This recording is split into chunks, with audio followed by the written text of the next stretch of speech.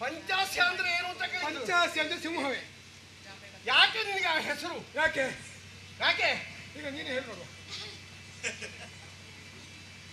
5 ಮುಖಗಳಿಂದ ಏಕಕಾಲದಲ್ಲಿ ದಾಳಿ ಮಾಡಿ ಬಲ್ಲವ. ಓಹೋ, 4 ಕಾಲುಗಳಿಂದ 1 ಮುಖದಿಂದ ಆದದ್ದರಿಂದ ನನಗೆ ಪಂಚಾಸ್ಯ. ಹೆಚ್ಚಾಗಿ ಅವನೇ ತಿಳ್ಕೊಂಡಿದ್ದ ನನ್ನ ಬಗ್ಗೆ ಅಲ್ಲ, ಅದು ಬಹಳ ಸಂತೋಷ ಆಗಿ. ಹಾಗಲ್ಲ, ಹೇಗೆ ನಾನು ಒಂದೇ ಮುಖದಿಂದ ದಾಳಿ ಮಾಡಿ ನಿನ್ನ ಅಹಂಕಾರವನ್ನು ಎಂತದ್ದು ಕೊಡುವಣಿ ಕೊಡು ಕೊಡುವುದಕ್ಕೆ ಕೊಡು.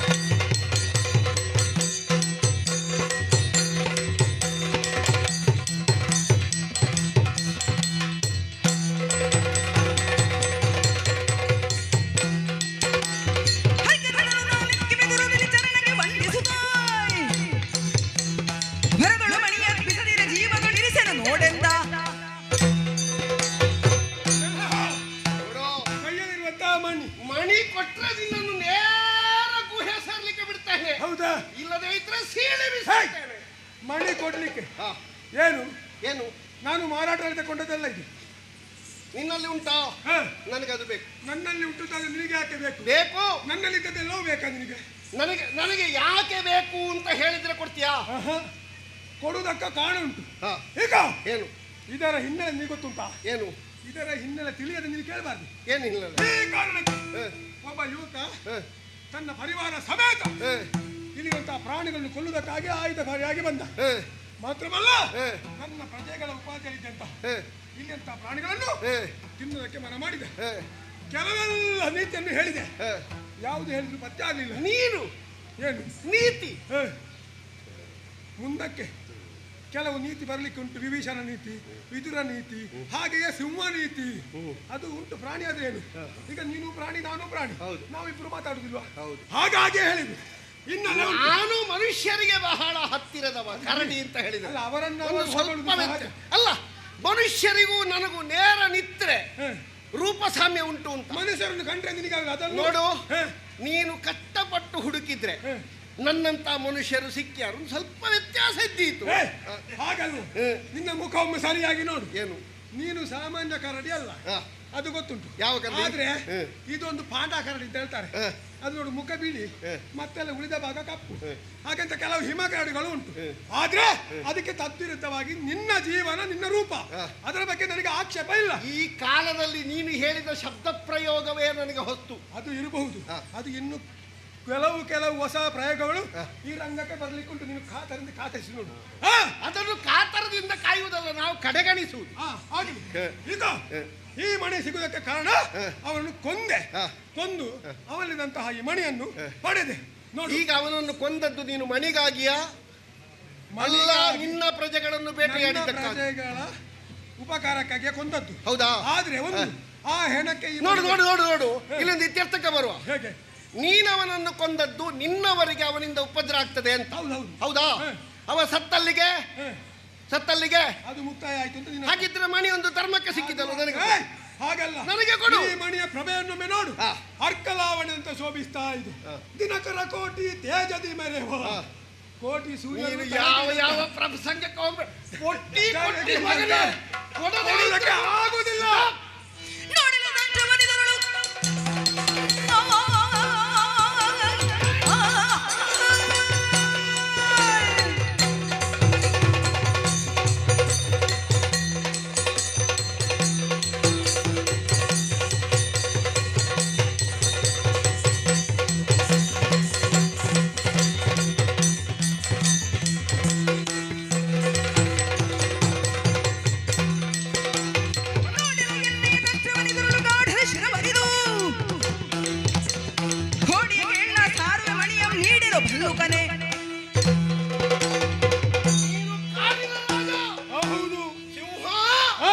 ನಿನಗೆ ಪ್ರತಿಯೊಂದು ಪ್ರಾಣಿಗಳು ಹೆದರ್ತಾವೆ. ಹೌದು. ಆದ್ರೆ ಈ ಸಲ ಕಥೆಯೇ ಬೇರಾದೀತು. ಯಾಕೆ? ನನಗದು ಬಹಳ ಅಗತ್ಯ ಉಂಟು. ನನ್ನ ಮನೆಯಲ್ಲಿ 2 ಮಕ್ಕಳಿದ್ದಾರೆ. ಆ ಮಕ್ಕಳು ಇದನ್ನು ನೋಡಿದ್ರೆ ಸಂತೋಷ ಪಡ್ತಾರೆ. ನಿನ್ನ ಮಕ್ಕಳಿಗೆ ಯಾರ್ಯಾರ ವಸ್ತು ಬೇಕಾ? ಬಾತ್ರು ಅದು ನಿನ್ನದ? ನನ್ನದಲ್ಲದ್ರೆ ನನ್ನಲ್ಲಿ ಉಂಟು ಈಗ. ಇದು ನಿನ್ನಲ್ಲಿ ಉಂಟು. ನೀನು ಅವನನ್ನು ಕೊಂದಿದ್ದಿ. ಹೌದು. ನನಗದು ಸಿಕ್ಕಬೇಕು ಅಂತ. ನನಗೆ ಮಕ್ಕಳಿಲ್ಲ. ಅಲ್ಲಲ್ಲ, ಈ ಮಣಿಯನ್ನು ಹಿಡ್ಕೊಂಡು ರಾತ್ರಿ ವೇಳೆಯಲ್ಲೂ ನನಗೆ ಬೇಟೆ ಮಾಡಬಹುದು. ಯಾಕಂದ್ರೆ ಇದರ ಬೆಳಕಿನಲ್ಲಿ ಹೋಗ್ಲಿಕ್ಕೆ ಅದಲ್ಲ, ನೀನು ಅದು ಸಿಕ್ಕದೆ ಬೇಟೆ ಮಾಡಲಿಲ್ವಾ? ಮಾಡಿದ್ದೇನೆ. ಅದು ರಾತ್ರಿ ನಿನಗೆ ಅದೇ ರಾತ್ರಿ ಹೊತ್ತು ತಿರುಗಾಟ ಕಡಿಮೆ ನನಗೆ. ನೋಡು, ಈ ಸಾಲ ಮಾತ್ರ ಹೊಸ ಆ ಮಣಿ ನಿನಗೆ ಸಿಕ್ಕುವಲ್ಲಿ, ಆ ಮಣಿ ನಿನಗೆ ಸಿಕ್ಕುವಲ್ಲಿ ನೀನು ಅವನನ್ನು ಕೊಂದಿದ್ದಿ. ಹೌದು. ನನಗೆ ಕೊಡದೇ ಇದ್ರೆ ನಾನೇನು ಮಾಡ್ತೇನೆ? ಏನು ಮಾಡ್ತೇನೆ? ಏನು ಮಾಡ್ತೀಯ? ಆ ಮಣಿ ನನಗೆ ಬೇಕು ಅಂತ ನಾನೇನು ಮಾಡ್ತೇನೆ? ಏನು ಮಾಡ್ತಿ? ನೀನನ್ನು ಕೊಲ್ತೇನೆ. ಅದು ವಿಷಯ ಮೂಲಕ ಹೇಳಿದ್ದೆ. ನೀನು ಹೆದರು ನಿನ್ನ ತಿರುಗಾಟಕ್ಕೆ ಗೆಜ್ಜೆ ಇದ್ರೆ ಹಿಡ್ಕೊಂಡು ಹೋಗು. ಗಿರಿ ಗಿರಿ ಮಾಡ್ಲಿಕ್ಕೆ ಮಣಿ ಆಗದೆ. ನಿನಗೊಂದು ಹಿನ್ನೆಲೆ ಉಂಟು. ಏನು? ರಾಮಾಯಣ ಕಾಲದಲ್ಲಿ ಹನುಮನ ಜೊತೆ ಇರುವ ಆ ಹನುಮನ ಗಿರಿಗೆ ಹೋಗುವಂತ ಯೋಚನೆ ನಿನ್ನದಾಗಿರಬಹುದು. ನಿನ್ನ ಹನುಮಗಿರಿ ಹೇಗೋ ಹಾಗೆ ನಮಗೆ ನಾವೆಲ್ಲ ಗಿರಿಯಲ್ಲೇ ಇರುವುದು. ಇನ್ನು ಮುಂದಕ್ಕೆ ನಾವು ಅಲ್ಲೇ ಕೊಡುದಿಲ್ವಾ? ಕೊಡುದಿಲ್ಲ. ಕೊಡುದಿಲ್ಲ. ಕೊಡುದಕ್ಕೆ ಕಾರಣ ಉಂಟು. ಕಾರಣ ಉಂಟು.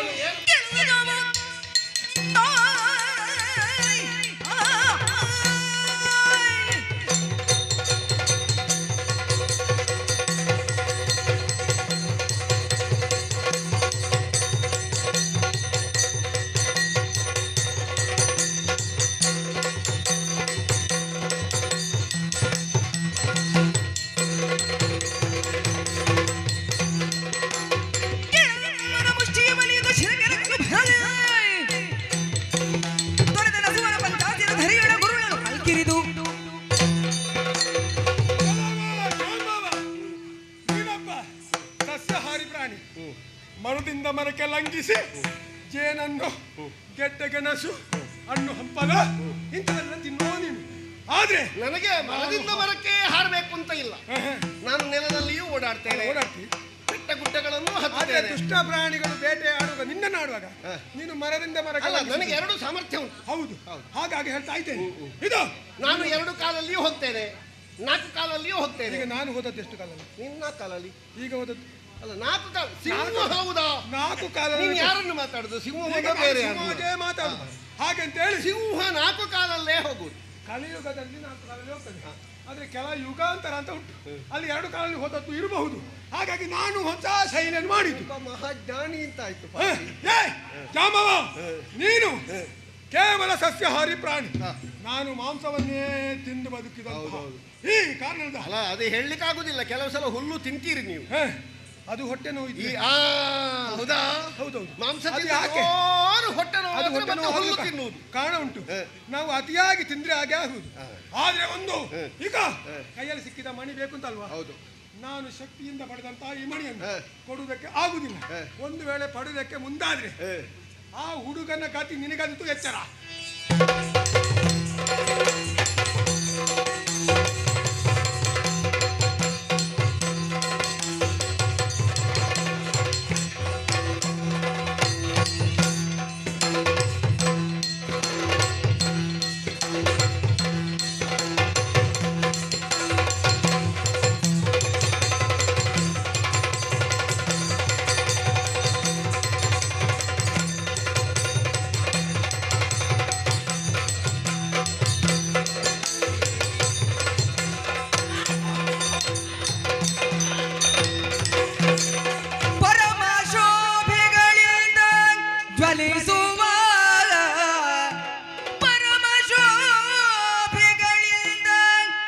ಜ್ವಲಿಸುವ ವರಸ್ಯಮಂತಕಮಣಿಯ ಜಾಬವ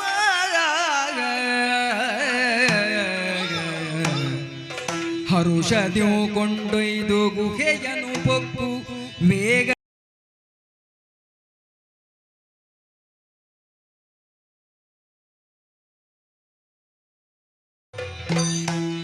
ತುರಗ ಪಾದದ ಚಿಹ್ನೆ ಅರಸು ಕೈದಿದನೊಂದು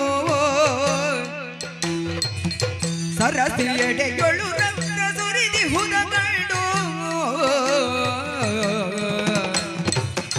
ತುರಗೈದು ಕೇಸರಿಯನ ಖದಿ ಕರುಳುಗಿದ ಸುವಾಯ ತುರಗೈದು ಕೇಸರಿಯನ ಖದಿ ಕರುಳುಗಿದ ಸುವಾಯ ತೊರೆದು ಬಿದ್ದ ಪ್ರಸೇನ ನಿರವ ಕಂಡಾಗ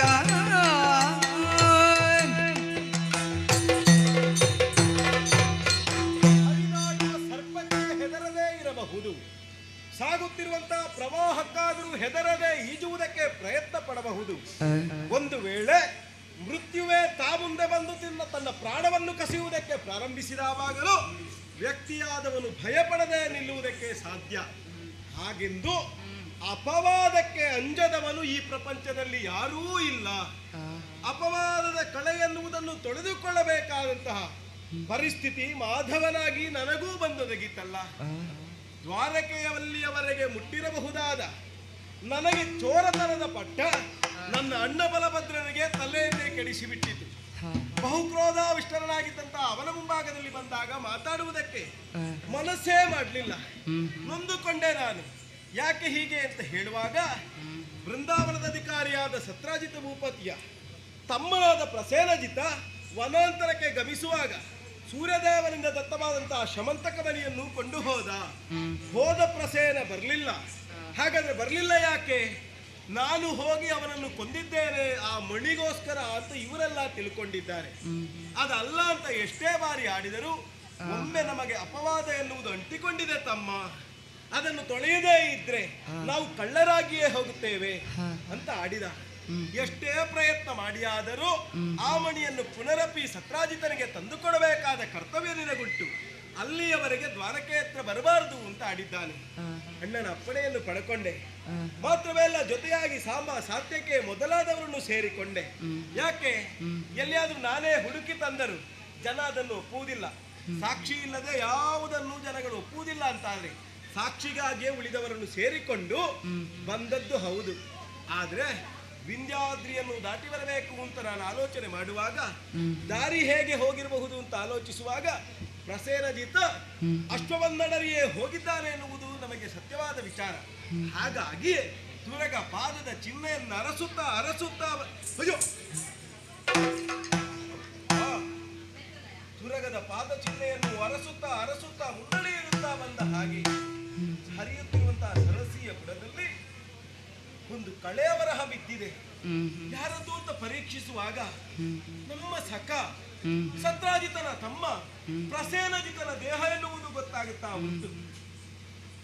ಅದಲ್ಲ, ಇವನನ್ನು ಕೊಂದದ್ಯಾರು ಅಂತ ಹೆಜ್ಜೆ ಗುರುತುಗಳನ್ನು ಹೊರಡಾಡಿದಂತಹ ಪ್ರದೇಶವನ್ನು ಕಾಣುವಾಗ ಒಂದು ಸಿಂಹ ಇವರ ಮೇಲೆ ದಾಳಿಯನ್ನೆಸಗಿ ಕೊಂದು ಕಳೆದಿದೆ ಅಂತ ಗೊತ್ತಾಗುತ್ತಾ ಉಂಟು. ಮಾತ್ರವೇ ಅಲ್ಲ, ಸ್ವಲ್ಪ ಈ ಕಡೆಗೆ ನೋಡ್ತೇನಂತೆ, ಅದೇ ಸಿಂಹ ಸತ್ತು ಬಿದ್ದದ್ದನ್ನು ಕಾಣುತ್ತಾ ಉಂಟೇನೆ. ಹಾಗಾದ್ರೆ ಇದು ಹೇಗೆ ಸತ್ತಿತು ಪ್ರಶ್ನೆ ಮಾಡಿ ನೋಡುವಾಗ ಕಾಣುತ್ತಾ ಉಂಟು ಬಲ್ಲೂಕವೊಂದರ ಪದ ಚಿಹ್ನೆ. ಹಾಗಾದ್ರೆ ಕಾರಣದಲ್ಲಿ ಕರಡಿಗೂ ಸಿಂಹಕ್ಕೂ ಕದನವಾಗಿದೆ ಎನ್ನುವುದನ್ನು ನಂಬುವುದಕ್ಕೆ ಬರ್ತದೆ. ಕರಡಿಯೊಂದು ಇದೇ ಸಿಂಹವನ್ನು ಕೊಂದಿದೆ. ಹಾಗಾದ್ರೆ ಕೊಂದು ಸಿಂಹದಿಂದ ಆ ಮಣಿಯನ್ನು ಅದು ಅಪಹರಿಸಿರಬಹುದೇ? ತರ್ಕಿಸ್ತಾ ಇದ್ದೇನೆ. ಹಾಗಾದ್ರೆ ಅದನ್ನು ಹರಸುತ್ತಾ ಹೋಗ್ಬೇಕಲ್ಲ. ಹಾಗಾದ್ರೆ ಏನ್ ಮಾಡುವುದು? ಭಲ್ಲುಕನ ಪದ ಚಿಹ್ನೆಯ ಹಿಡಿದು ಎದು ವಲ್ಲಭನುಗನ ವೀಥಿಯ ಮೆಲ್ಲನ ರಸುತ ಹೋಗಲು ಮುಂದೆ ಮುಂದಲ್ಲಿ ಗುಹೆಯೊಂದೆಸೆಯಲು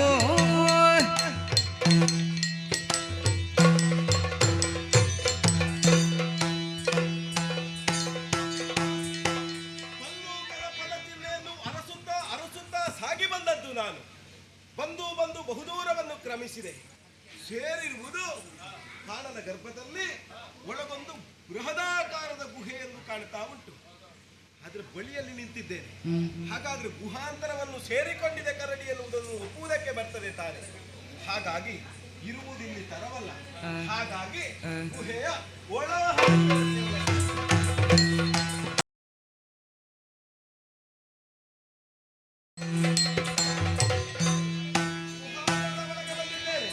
ಏನದು ಪ್ರಕಾಶಮಾನವಾದಂತಹ ಬೆಳಕು ಕಾಣ್ತಾ ಉಂಟಲ್ಲ. ಶರದ ಋತು ಪೂರ್ಣಿಮೆಯೋ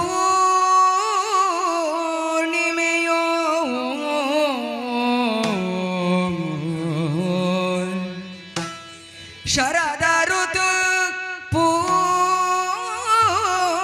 ಪೂರ್ಣಿಮೆಯೋ ಉದಯ ಚಂದಿರ ಕಾಂತಿ ಉದಯ ಚಂದಿರ ಕಾಂತಿ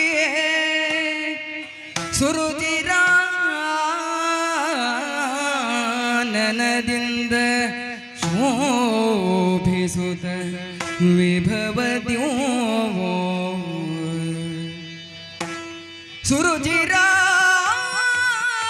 ಸುರುಚಿರಾನನದಿಂದ ಶೋಭಿಸುತ್ತ ವಿಭವದ್ಯೋ ವಿಭವದ್ಯೋ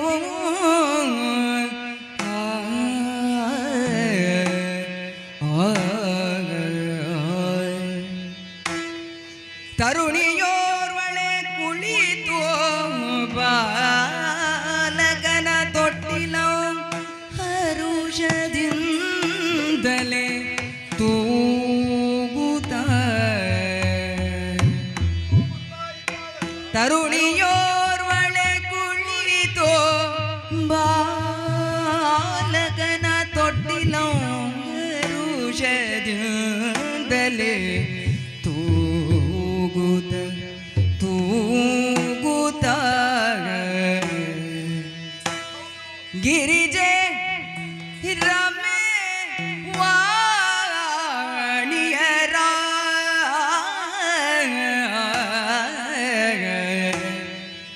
ಗಿರಿಜೆ ರಮೆ ವಾಣಿಯರ ಚೆಲುವಿಕೆಗೆ ಮಿಗಿಲೆನಿಸಿ ಗಿರಿಜೆ ರಮೆ ವಾಣಿಯರ ಚೆಲುವಿಕೆಗೆ ಬಿಗಿಲೆನಿಸಿ ಸರಸಿ ಜಾಂಬಗಿ ಮೆರೆವ ಸೌಂದರ್ಯ ವಿಭ್ರಮಕ್ಕೆ ಬೆರಗಾಗಿ ಗಿರಿಜೆ ರಮೆ ವಾಣಿಯರ ಚೆಲುವಿಕೆಗೆ ಮಿಗಿಲೆನಿಸಿ ಸರಸಿ ಜಾಂಬಗಿ ಮೆರೆವ ಸೌಂದರ್ಯ ವಿಭ್ರಮಕ್ಕೆ ಬೆರಗಾಗಿ ಹರಿಯೊಂದು ಶಿಲೆಯ ಮರೆಯಾಗಿರಲು ಹರಿ ಒಂದು ಶಿಲೆಯ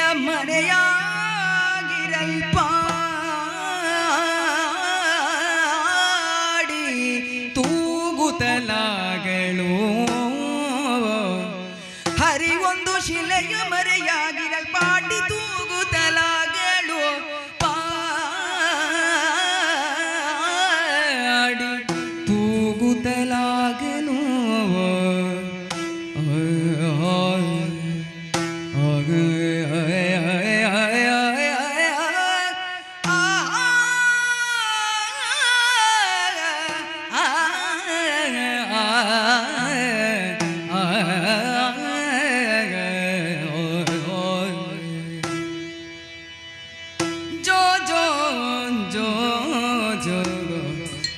ಸುಕುಮಾರ ಜೋ ಜೋ ಜೋ ಜೋ ಜೋ ಸುಕುಮಾರ ಜೋ ಜೋ ಸದ್ಗುಣ ಧೀರ ಶೃಂಗಾರ ಜೋ ಜೋ ಜಾಂಬವತರಣ ಪ್ರವೀರ ಜೋ ಜೋ ಭಲ್ಲು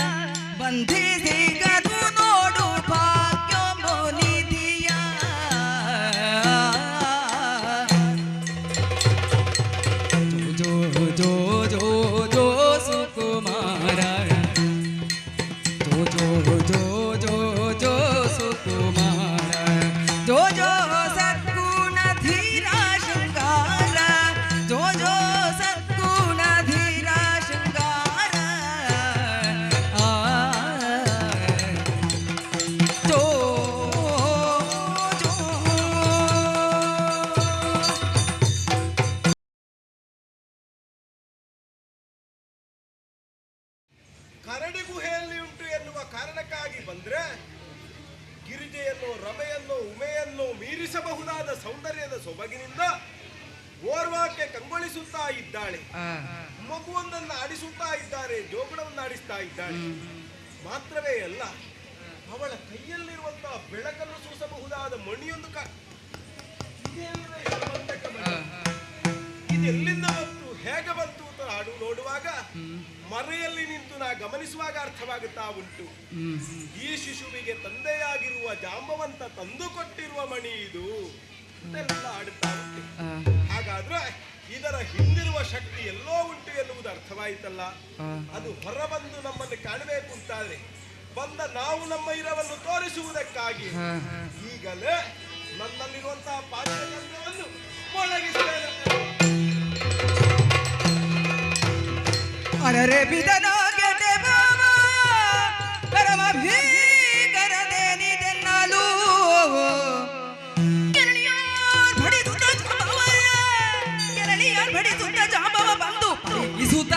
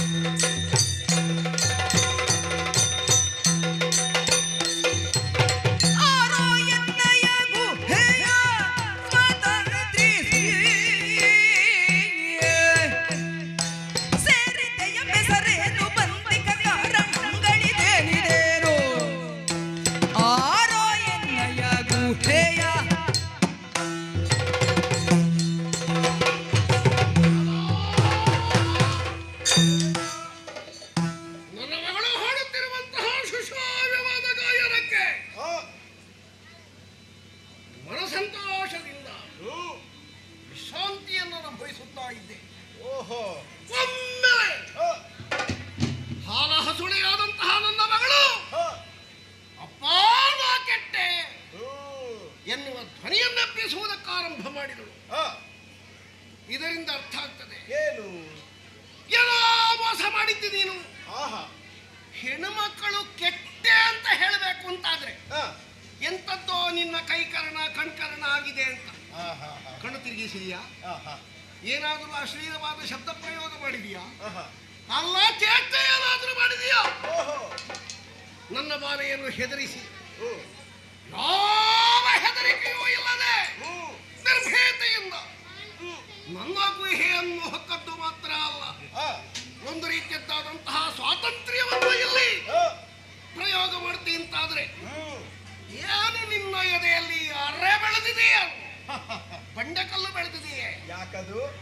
ಕಾಮಕ್ರೋಧ ಲೋಭ ಮೋಹ ಮದ ಮತ್ಸರ, ಇದು 6 ವಿರೋಧಗಳು ಅಂತ ಲೆಕ್ಕ. ಆದದ್ದರಿಂದ ನಿನ್ನಲ್ಲಿ ಕೇಳುವುದು ಯಾವುದು? 6ರಲ್ಲಿ 1 ನಿನ್ನಲ್ಲಿ ಕಾಣಿಸುತ್ತಾ ಇಲ್ಲ. ಹಾಗಾದ್ರೆ ನೀನು ಯಾರು? ನಾನೇ ಕಪ್ಪು, ನನಗಿಂತ ಕಪ್ಪು ನೀನು. ಕತ್ತಲೆಯಲ್ಲಿ ಒಂದು ಮಣಿಯ ಪ್ರಕಾಶದ ಬೆಳಕಿದ್ದದ್ದರಿಂದ ನೀನು ಕಾಣಿಸ್ತಿ ಬಿಟ್ರೆ, ಇಲ್ಲದೆ ಇದ್ರೆ ನೀನು ನಿತ್ರೆ ನಿನ್ನ ಹಲ್ಲು ಮಾತ್ರ ಕಾಣಬೇಕಷ್ಟೇ. ನೋಡಿದ್ಯಾ ನನ್ನ ಹಲ್ಲು? ಕೆಲವರಿಗೆಲ್ಲ ಹಲ್ಲು ಬಿಳಿ ಇರಬೇಕು ಅಂತ ಇಲ್ಲ, ಅವರು ಕಪ್ಪಿದ್ರೆ ಸಾಕು. ಸಾಧಾರಣ ಹಳದಿಯಾದ ಹಲ್ಲು ಬಿಳಿಯೇ ಕಾಣುವುದು. ಯಾರು ನೀನು? ಏನು ಹೆಸರು? ಎಲ್ಲಿಂದ ಬಂದೆ? ಯಾಕೆ ಇಲ್ಲಿ ನಿಂದ? ವಸುದೇವನಾತ್ಮ ಭವನೋ ದ್ವಾರಕೆಯೊಳ್ ವಸತಿಯೋ ಗೈರಿಪೇರೋ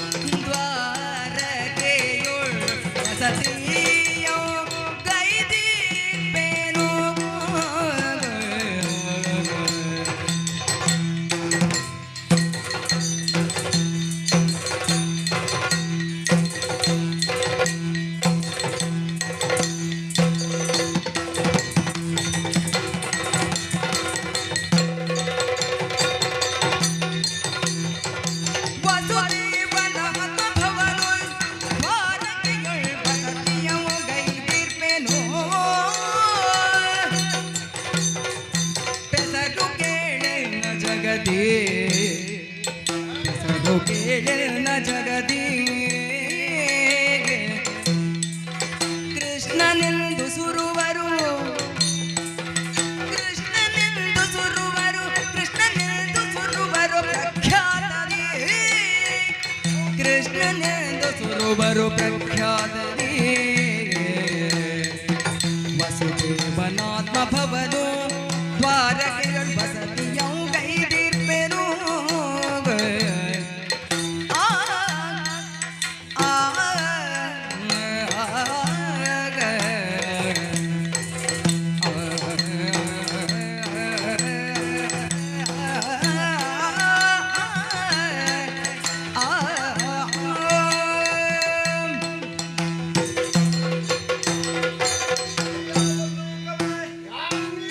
ಅಬ್ಬಾ, ನಾನೇನನ್ನು ನಿರೀಕ್ಷಿಸಿದ್ದೇನು.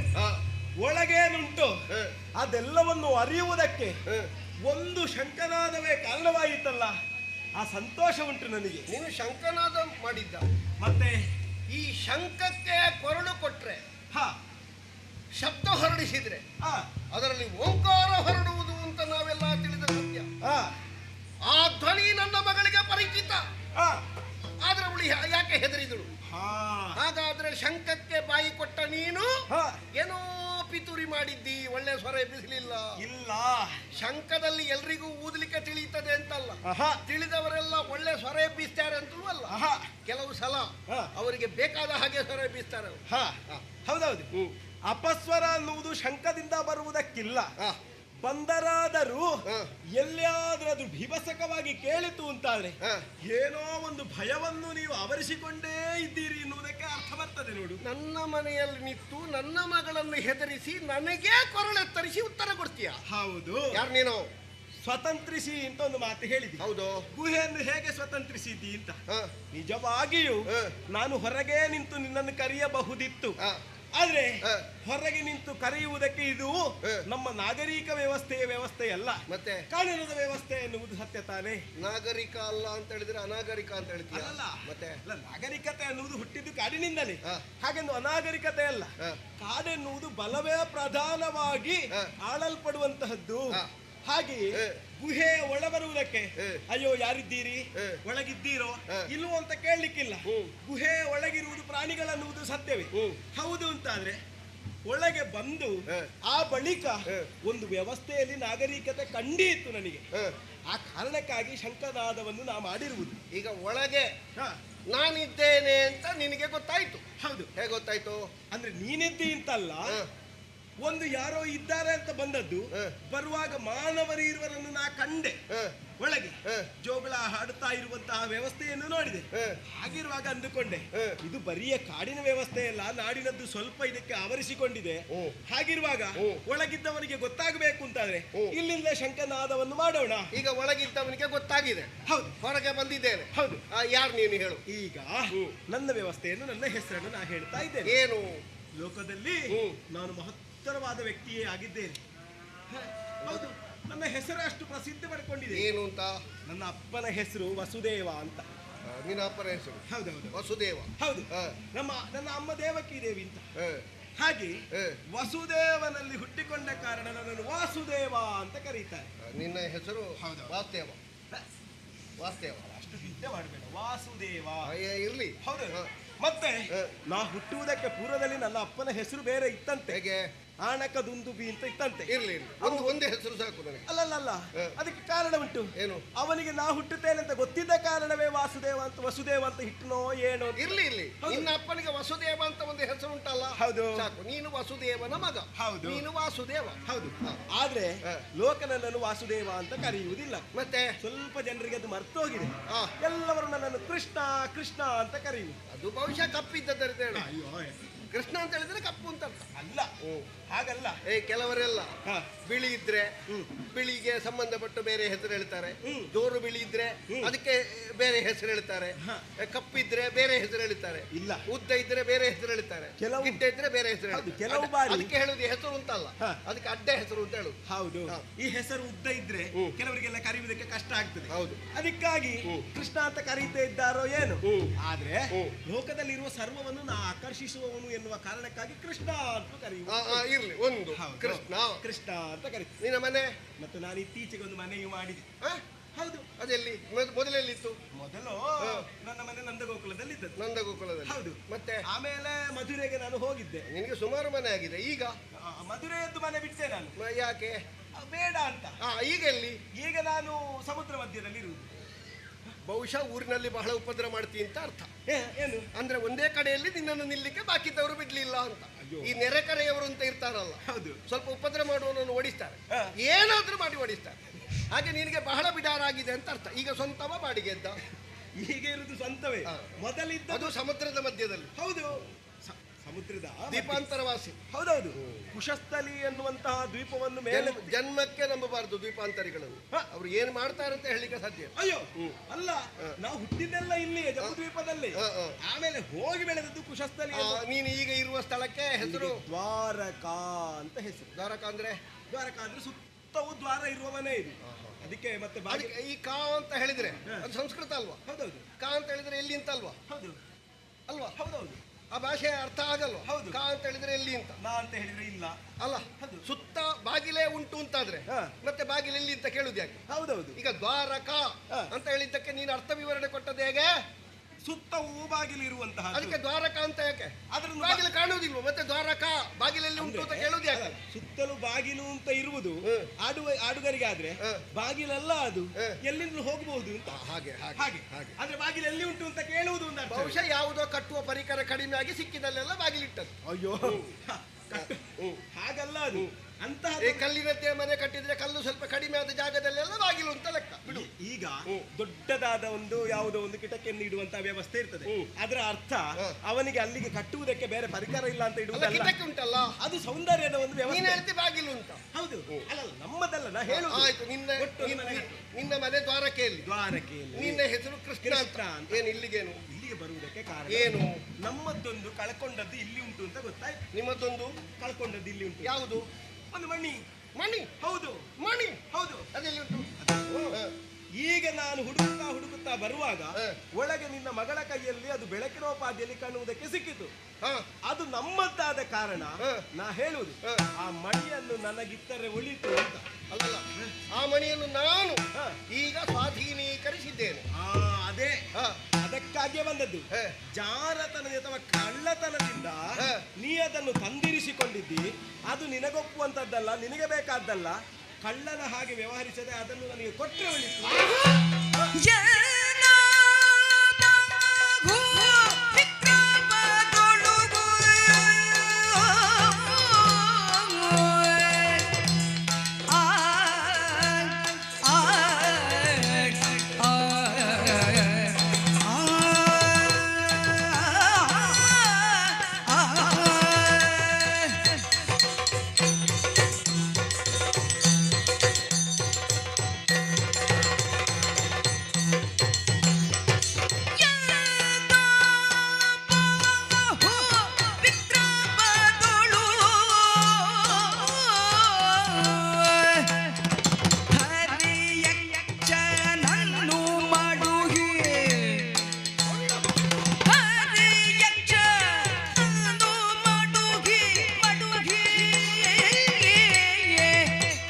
ಮಣಿಯನ್ನು ನಾ ತಂದಿರುವೆನೋ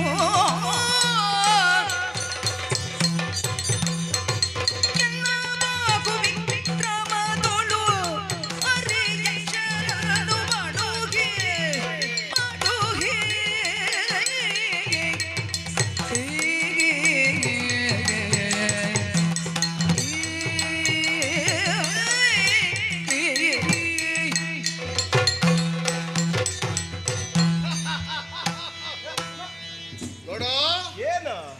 ಈ ಪ್ರಪಂಚದಲ್ಲಿ ಒಬ್ಬನ ಸತ್ತು ಇನ್ನೊಬ್ಬನಾಗುವುದಕ್ಕೆ ಬಹಳ ಕಾರಣಗಳಿರಬಹುದು.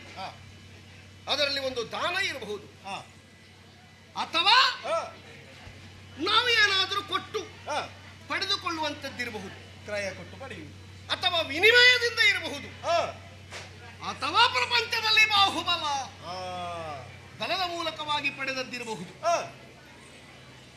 ಈ 4 ವಿಭಾಗದಿಂದ ಒಬ್ಬರಲ್ಲಿದ್ದದ್ದು ಇನ್ನೊಬ್ಬರಲ್ಲಿರುವುದಕ್ಕೆ ಸಾಧ್ಯ. ಅದು ಅಪರಾಧ ಅಲ್ಲ ಈ ಪ್ರಪಂಚದಲ್ಲಿ. ಅಲ್ಲಪ್ಪ, ನಾಗರಿಕ ವ್ಯವಸ್ಥೆಯಲ್ಲಿ ಅಪರಾಧ ಅಲ್ಲ, ಯಾವ ವ್ಯವಸ್ಥೆಯಲ್ಲಿ ಅಪರಾಧ ಅಲ್ಲ. ಒಬ್ಬ ಮನುಷ್ಯನಲ್ಲಿ ಅದಿತ್ತಂತೆ. ಒಬ್ಬ ಸಿಂಹ, ಏನವನ ಬಲ. ವರ್ತಮಾನ ಕಾಲದಲ್ಲಿ ಕಾಡಿನ ರಾಜ ಅಂತ ಹೇಳಿದರೆ ಅವನಿಗಿರುವಂತಹ ಪ್ರಾಶಸ್ತ್ಯ ಪ್ರಾಧಾನ್ಯ ಮತ್ತೊಂದು ಪ್ರಾಣಿಗಳಿಗಿಲ್ಲ. ವಿಕ್ರಮಾರ್ಜಿತ ಸರ್ಪಸ್ಯ ಸ್ವಯಮೇವ ಮೃಗೇಂದ್ರತ. ಅಭಿಷೇಕವೂ ಬೇಡ, ಸಂಸ್ಕಾರವೂ ಬೇಡ. ಅಂತಹ ಸಿಂಹದ ಬಾಯಲ್ಲಿ ಇದಿತ್ತು. ಅಂತ ಹರಿಯೇಶ್ವರನ್ನು ಮಡಗಿ ನನ್ನ ಬಾಹುವಿಕ್ರಮದಿಂದ, ನನ್ನ ತೋಳ ಸಾಮರ್ಥ್ಯದಿಂದ, ನನ್ನ ದೈಹಿಕವಾಗಿರುವಂತಹ ಪ್ರಖರತೆಯಿಂದ, ಪ್ರಭೆಯಿಂದ ನಾನು ಅದನ್ನು ಅರ್ಜಿಸಿದೆ. ನೀನು ಹೇಳ್ತೆ ಅದು ನಿನ್ನದ್ದು ಅಂತ. ಅದರ ಮೇಲೆ ನನಗೆ ಕಳ್ಳ ಅಂತ ಒಂದು ಅಪವಾದ. ಸುಮ್ಮನೆ ಹೇಳಿದಿಂತಾದ್ರೆ ಹುಡುಗ ಚೆಂಡು ತೊಳೆದ ಹಾಗೆ ನಿನ್ನನ್ನು ಗುಹೆಯಿಂದ ಹೊರಗೆ ತೊಳೆದೇನು? ನನ್ನ ವಿಕ್ರಮದಿಂದ ಪಡೆದಿರುವುದು ಆಗುವುದಿಲ್ಲ ಕೊಡುವುದಕ್ಕೆ. ವಿಧದಿಂದಲೇ ಮಣಿಯಡು ಕೊಡು ಎಳಗಳು ಇರಬೇಡ ಛಲವನು ಹಗಿಯಲ್ಲದಿಗೈಯಲು ಕೋಪೆ ನೀರ ಸುಟ ನಡೆಗೀಗಳು. ಪ್ರಪಂಚ ಮುಖದಲ್ಲಿ ಒಂದು ವಸ್ತುವನ್ನು ಪಡೆಯುವುದಕ್ಕೆ ದಾನ, ವಿಕ್ರಯ, ವಿನಿಮಯ ಎನ್ನುವುದನ್ನು ನೀ ಹೇಳ್ತಾ ಇದ್ದಿ.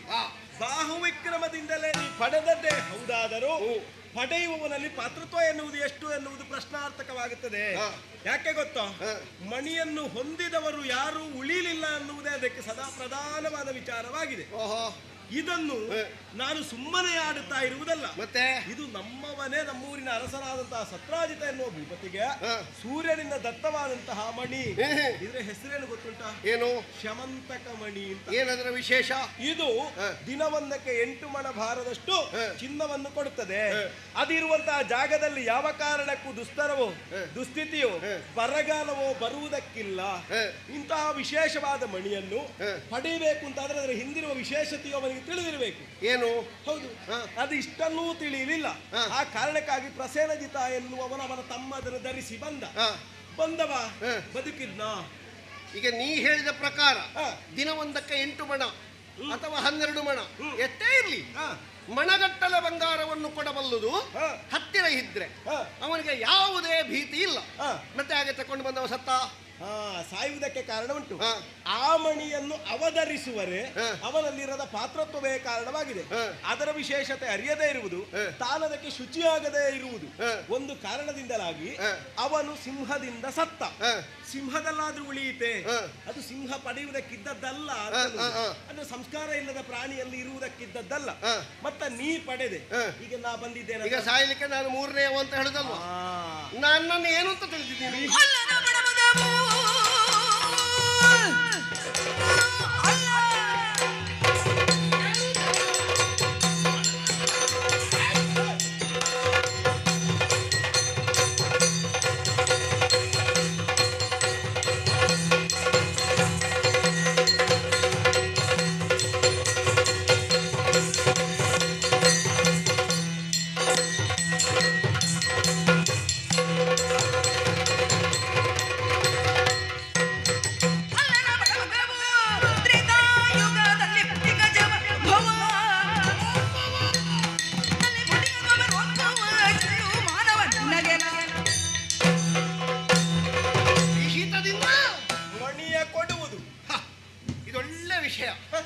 ಮರ್ಯಾದೆಯಲ್ಲಿ ಕೊಟ್ಟಿ ಏನು ಹೆದರಿಸುವುದ ನೀನು? ಏನು ಅಂತ ತಿಳ್ಕೊಂಡಿಯಾ? ನಾನೊಬ್ಬ ಬಡವ ಅಥವಾ ಏನು ಹೇಳಲಿಕ್ಕೆ ಕೂಡದೇ ಇರುವಂತಹ ಮುದಿಕರಡಿ ಹೀಗೆ ಅಂತ ಭಾವಿಸಿದ್ಯಾ? ನಾನು ನಿಜವಾಗಿಯೂ ನೀ ಒಳ್ಳೆ ಮಾತಾಡುವಾಗಲೇ ಅರ್ಥ ಆಗಿದೆ, ಒಳ್ಳೆ ತಿಳಿದಿದೆ ನಿನಗೆ ಅಂತ. ಅದಕ್ಕಾಗಿ ದೊಡ್ಡ ಶಬ್ದದಲ್ಲಿ ವಿಹಿತದಿಂದಲೇ ಕೊಡು, ಇಲ್ಲಾಂದ್ರೆ ಕೊಡ್ತೀಯ ಇಲ್ವಾ ಅಂತ ಮಾತಾಡ್ತಿದ್ದೆ. ನಮಗೆ 2 ಶಬ್ದದ ಅರ್ಥವೂ ಆಗ್ತದೆ. ವಿಹಿತದಿಂದ ಒಂದು ಒಳ್ಳೆ ಮರ್ಯಾದೆಯಲ್ಲಿ ಕೊಡು, ಅದು ಅರ್ಥ ಕೊಡದೇ ಇದ್ರೆ ನೀನೇನೋ ಮಾಡ್ತೀ ಅಂತ ಅಲ್ಲ. ಮರ್ಯಾದೆಯಿಂದ ಕೊಡು ಅನ್ನುವುದೇ ನಿನ್ನ ಮರ್ಯಾದೆಯನ್ನು ಉಳಿಸಿಕೋ ಅಂತ. ಏನಿಲ್ಲ, ಮರ್ಯಾದೆ ಇದ್ದವರಲ್ಲಿ ಮರ್ಯಾದೆಯಿಂದ ಕೊಡು ಅಂತ ಹೇಳಬೇಕು ಅಂತ ಇಲ್ಲ.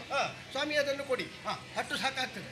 ನೀನು ಮರ್ಯಾದೆಯಿಂದ ಕೊಡು ಅಂತ ಹೇಳಿದ್ರೆ ಇವನಿಗೆ ಇಲ್ಲದೆ ಇದ್ದದ್ದನ್ನು ಬಾಕಿ ಮನೆಯಿಂದ ಕಡ ತಕೊಂಡು ಬಂದು ಕೊಡು ಅಂತ ಅದರ ಅರ್ಥ ಅಲ್ಲ. ನನ್ನ ಭಾಷೆಯಲ್ಲಿ ಹಾಗೆ ನೋಡು. ನಾನು ಹೇಗೆ ಅದರ ಪೂರ್ವ ಕಥೆಯನ್ನು ಹೇಳಿ ಅದು ನನ್ನದು ಅನ್ನುವುದನ್ನು ಸ್ಥಾಪಿಸಿದ್ದೇನೆ. ನೋಡು ಸ್ವಾಮಿ ಅಂತ ಹೇಳಬೇಕು. ನೀ ಹೇಳಿದ ಕಥೆಯಲ್ಲಿ ನನಗೆ ಇಷ್ಟು ಸಿಗ್ತದೆ. ನಮ್ಮ ಕೈಯಲ್ಲಿ ಅದು ಏನೂ ಆಗ್ಲಿಕ್ಕಿಲ್ಲ. ಯಾಕಂದ್ರೆ ನಿಷ್ಠೆ ಹೌದಾ? ನಮ್ಮನ್ನುಂಟು. ಮಣಿಯಲ್ಲಿ ನಾವು ಮನುಷ್ಯರೊಟ್ಟಿಗೆಲ್ಲ ದಿನ ಕಳೆದವರು, ಎಂತೆಂತ ಯಾಗಯಜ್ಞಾದಿಗಳಲ್ಲೆಲ್ಲ ಪಾಲು ಪಡೆದವರು ಗೊತ್ತಾ? ನೀನು ಬಲಿಚಕ್ರವರ್ತಿ ಮಾಡಿದಂತಹ ಅಶ್ವಮೇಧದಲ್ಲಿ ಆ ಯಜ್ಞಕ್ಕೆ ಪೂರಕವಾದಂತಹ ಪರಿಕರಗಳನ್ನೆಲ್ಲ ತಂದು ಕೊಟ್ಟವ ನಾನು. ನನಗೆ ವರ್ಷ ಎಷ್ಟಾಯ್ತು ಗೊತ್ತುಂಟು ನಿನಗೆ? ಎಷ್ಟಾಯ್ತಾ? ಲೆಕ್ಕ ಮಾಡ್ಲಿಕ್ಕೆ ಸಾಧ್ಯ ಇಲ್ಲ. ಅಂದ್ರೆ ಲೆಕ್ಕಕ್ಕೆ ಸಿಕ್ಕದಷ್ಟು. ನೀನು ಸಾಧಾರಣ ಹುಟ್ಟುಹಬ್ಬ ಎಲ್ಲ ಆಚರಿಸುವುದಿಲ್ಲ? ಇಲ್ಲ ಇಲ್ಲ. ಈಗ ನಾನು ಒಂದು ನಿನಗೆ ನೆನಪಿಗೆ ವಿಷಯ ಹೇಳ್ತೇನೆ. ಯಾವುದದು? ಅಂಬಿಕೆ ಶಿವನಿಗೆ ಮದುವೆ ಆಗುವ ಕಾಲದಲ್ಲಿ ನನಗೆ 19 ವರ್ಷ. ಹೌದಾ? ಹಾಗಾದ್ರೆ ನೀನು ನನಗೆ 19 ವರ್ಷ ಯಾವಾಗ ಅವತ್ತವರಿಗೆ ಮದುವೆ ಆಯ್ತು. ಹಾಗಾದ್ರೆ ನೀನು ಅಂಬಿಕೆಗಿಂತಲೂ ಹೆಚ್ಚು ವಯಸ್ಸಿನವ? ಹೌದು. ಅಂಬಿಕೆ ಶಿವೆಗೆ ಮದುವೆ ಆಗುವಾಗ ನನಗೆ 19 ವರ್ಷ. ಅವರಿಗಿಂತ ಹೆಚ್ಚು ಪ್ರಾಯದವ ಅಂತ ಲೆಕ್ಕ ಅಲ್ಲ. ಅವರಿಗೆ ಮದುವೆ ಆಗುವಾಗ ನನಗೆ ಹುಡುಗಾಟ. ಅದು ನಿನ್ನ ಮದುವೆಯ ಕಾರ್ಯಕ್ರಮದಲ್ಲಿ ಏನಾದ್ರು? ಪಾನಕ ಸಿಕ್ಕಿದವರಿಗೆಲ್ಲ ಪಾನಕ ನಾನೇ ಕೊಟ್ಟದ್ದು. ನೀ ಪಾನಕ ಹಂಚಿ ಹೀಗದ್ದ? ಅಲ್ಲ, ಹೀಗದ್ದಲ್ಲ. ಪಾನಕ ಹಂಚಿದ್ದರಿಂದ ನಾನು ಹೀಗಿದ್ದೇನೆ ಇನ್ನೂ. ಅದೊಂದು ಪುಣ್ಯದ ಕೆಲಸ. ಅಲ್ಲ, ಅದಕ್ಕೆ ಅರ್ಥ ಆಯ್ತು. ಶಿವಪಾರ್ವತಿಯರಿಗೆ ಮದುವೆ ಆಗುವ ಕಾಲದಲ್ಲಿಯೇ ನಾನಿಷ್ಟು. ದೇವರ ಮದುವೆಯಲ್ಲಿ ಪಾನಕ ಕೊಟ್ಟಿದ್ದಿಂತಾದ್ರೆ ಸ್ವಲ್ಪ ಪಾನಕ ಕುಡಿದಿದ್ದು ಆಯ್ತು. ಅಲ್ಲ, ಪಾನಕ ಕುಡಿಸಿದ್ದೇನೆ ಅಂತ. ಪಾನಕ ಕುಡಿಸಿದ್ದೇನೆ, ನಿನಗೂ ಕುಡಿಸಿಯೇನು ಬೇಕಾದ್ರೆ. ಜಾಗ್ರತೆ ಮಾಡು. ನನ್ನ ಹುಟ್ಟು ಹೇಗಾಯ್ತು ಗೊತ್ತಾ? ಸಾಮಾನ್ಯರೆಲ್ಲ ಹುಟ್ಟಿದ ಹಾಗಲ್ಲ, ಅಸಾಮಾನ್ಯವಾದ ಹುಟ್ಟು. ಬ್ರಹ್ಮದೇವ ಸೃಷ್ಟಿಕರ್ತನಾದಂತಹ ಪರಮೇಷ್ಠಿ ಒಂದು ಸಲ ಏನೋ ಬಾಯಿಯನ್ನು ತೆರೆದನಂತೆ. ಆ ಜೃಂಭಗಳು ಅಂದ್ರೆ ತುಟಿಗಳು ರಂಭಿಸಿದ ಕಾಲದಲ್ಲಿ ನನ್ನ ಹುಟ್ಟು. ಜೃಂಭಾರಂಭೆ ಸಂಭೂತ. ನಾವಿಬ್ರು ಹುಟ್ಟಿದ್ದ. ಹೌದಾ? ಒಬ್ಬ ಧ್ರುವ ಅಂತ. ಅವ ಎಲ್ಲಿದ್ದಾನೆ? ಅವ ಇದ್ದಾನೆ. ಅವ ಅವ ಒಂದೇ ಕುಟುಂಬಕ್ಕೆ ಇರುವುದು, ಅವ ಒಂದೇ ಜಾಗದಲ್ಲಿ ಇರುವುದು. ನಾನು ಮಾತ್ರ ಶ್ರೀರಾಮಚಂದ್ರನ ಸೇವೆಯನ್ನು ಮಾಡುತ್ತಾ ಮಾಡುತ್ತಾ ನನ್ನ ಜೀವನವನ್ನು ಹೀಗೆ ಕಳೆದಿದ್ದೇನೆ. ಹೆಸರೇ ಗೊತ್ತಾಗ್ಲಿಲ್ಲ. ಜಾಂಬವ. ಜಾಂಬವ ಅಂತ ಹೆಸರು ಯಾಕೆ? ಬ್ರಹ್ಮದೇವರ ಜೃಂಭಗಳು ರಂಭಿಸಿದಾಗ ಹುಟ್ಟಿದ್ದರಿಂದ ಜಾಂಬವ. ಅಂತಹ ವಯೋಮಾನ, ಅಂತಹ ಒಂದು ಜೀವ ದಕ್ಷತೆ, ಅಂತಹ ಆಯುರ್ಮಾನದ ಯೋಗ್ಯತೆ. ನನಗೆ ಇನ್ನೂ ಸಂಶಯ ಏನೋ? ನೀನು ಪ್ರೇತೆಯಲ್ಲಿ ಹುಟ್ಟಿದ್ದ, ಅದಕ್ಕಿಂತ ಪೂರ್ವದಲ್ಲಿ ಹುಟ್ಟಿದ್ದ? ಮೊದಲೇ ಹುಟ್ಟಿದೇನೋ. ಅಂಬಿಕೆ ಶಿವರಿಗೆ ಮದುವೆ ಆಗುವಾಗ ಅಂತ ಹೇಳ್ತೇನೆ ನಾನು. ನಾನು ಇವತ್ತಿರವಲ್ವಾ? ಗೊತ್ತಾಯ್ತಲ್ಲ? ಆದದ್ದರಿಂದ ಹೇಳ್ತೇನೆ. ಒಂದು ಕೈ ಇಲ್ಲಿಗೆ, ಮತ್ತೊಂದು ಕೈ ಎಲ್ಲಿಗೆ ಅಂತ ನೀನು ಆಲೋಚನೆ ಮಾಡಿ ನೋಡು.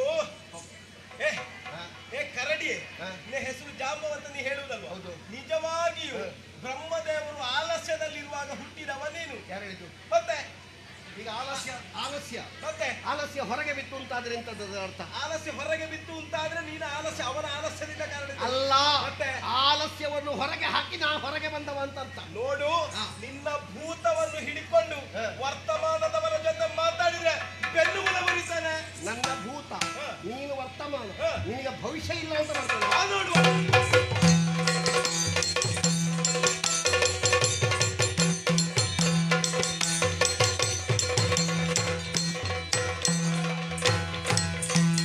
ಕಿರಿಬೆಟ್ಟಿನೊಳಗೆ ನಾನು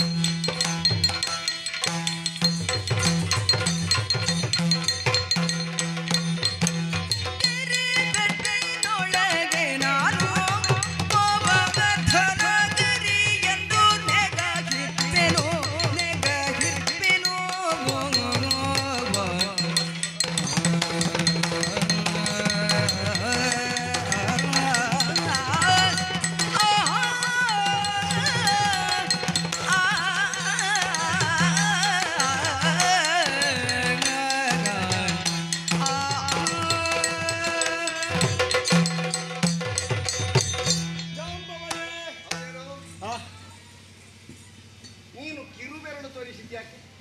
ಹ, ಸಣ್ಣ ಮಕ್ಕಳೆಲ್ಲ ಏನಾದ್ರೂ ಮಾತಾಡುವಾಗ ಕಿರುಬೆರಳು ತೋರಿಸಿದ್ರೆ ಏನು ಅಂತ ಅರ್ಥ? ಏನು? ಹೊರಗೆ ಹೋಗು ಮಗ ಅಂತ. ಓಹೋ, ಆಹಾ, ಹೊರಗೆ ಹೋಗು ಅಂತ ಹೇಳಿದ್ದಲ್ಲ, ಹೊರಗೆ ಹೋಗುವುದು ಅಪ್ಪಣೆ ಕೇಳುವುದು ಅಲ್ಲ. ಮತ್ತೆ ಕಥೆ ಉಂಟಾ? ಈ ಕಿರುಬೆರಳಿನ ಸಾಮರ್ಥ್ಯ ಗೊತ್ತುಂಟ ನಿನಗೆ? ಎಂತದು? ಹ, ಅದಕ್ಕೆ ಅಲ್ವಾ ಅದಕ್ಕೆ ಸಾಮರ್ಥ್ಯ ಕಡಿಮೆ ಅಂತ ಕಿರುಬೆರಳು.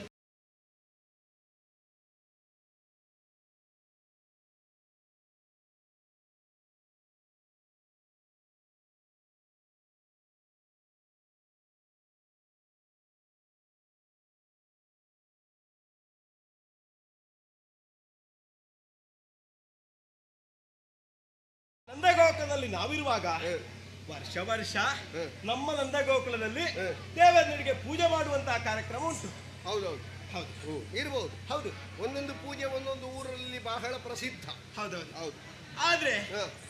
ಆಗ ನನಗೆ 5 ವರ್ಷ. ಆ ಪೂಜೆ ಮಾಡುವಾಗ ಹೌದೌದು. ಬಹುಶಃ ನಿನಗೆ 5 ವರ್ಷದಲ್ಲಿ ಪೂಜೆ ಆಗುವುದು ಗೊತ್ತಾಯ್ತು. ಹೌದು, 5 ವರ್ಷದವರೆಗೂ ಪೂಜೆ ಆಗ್ತಾ ಇತ್ತು.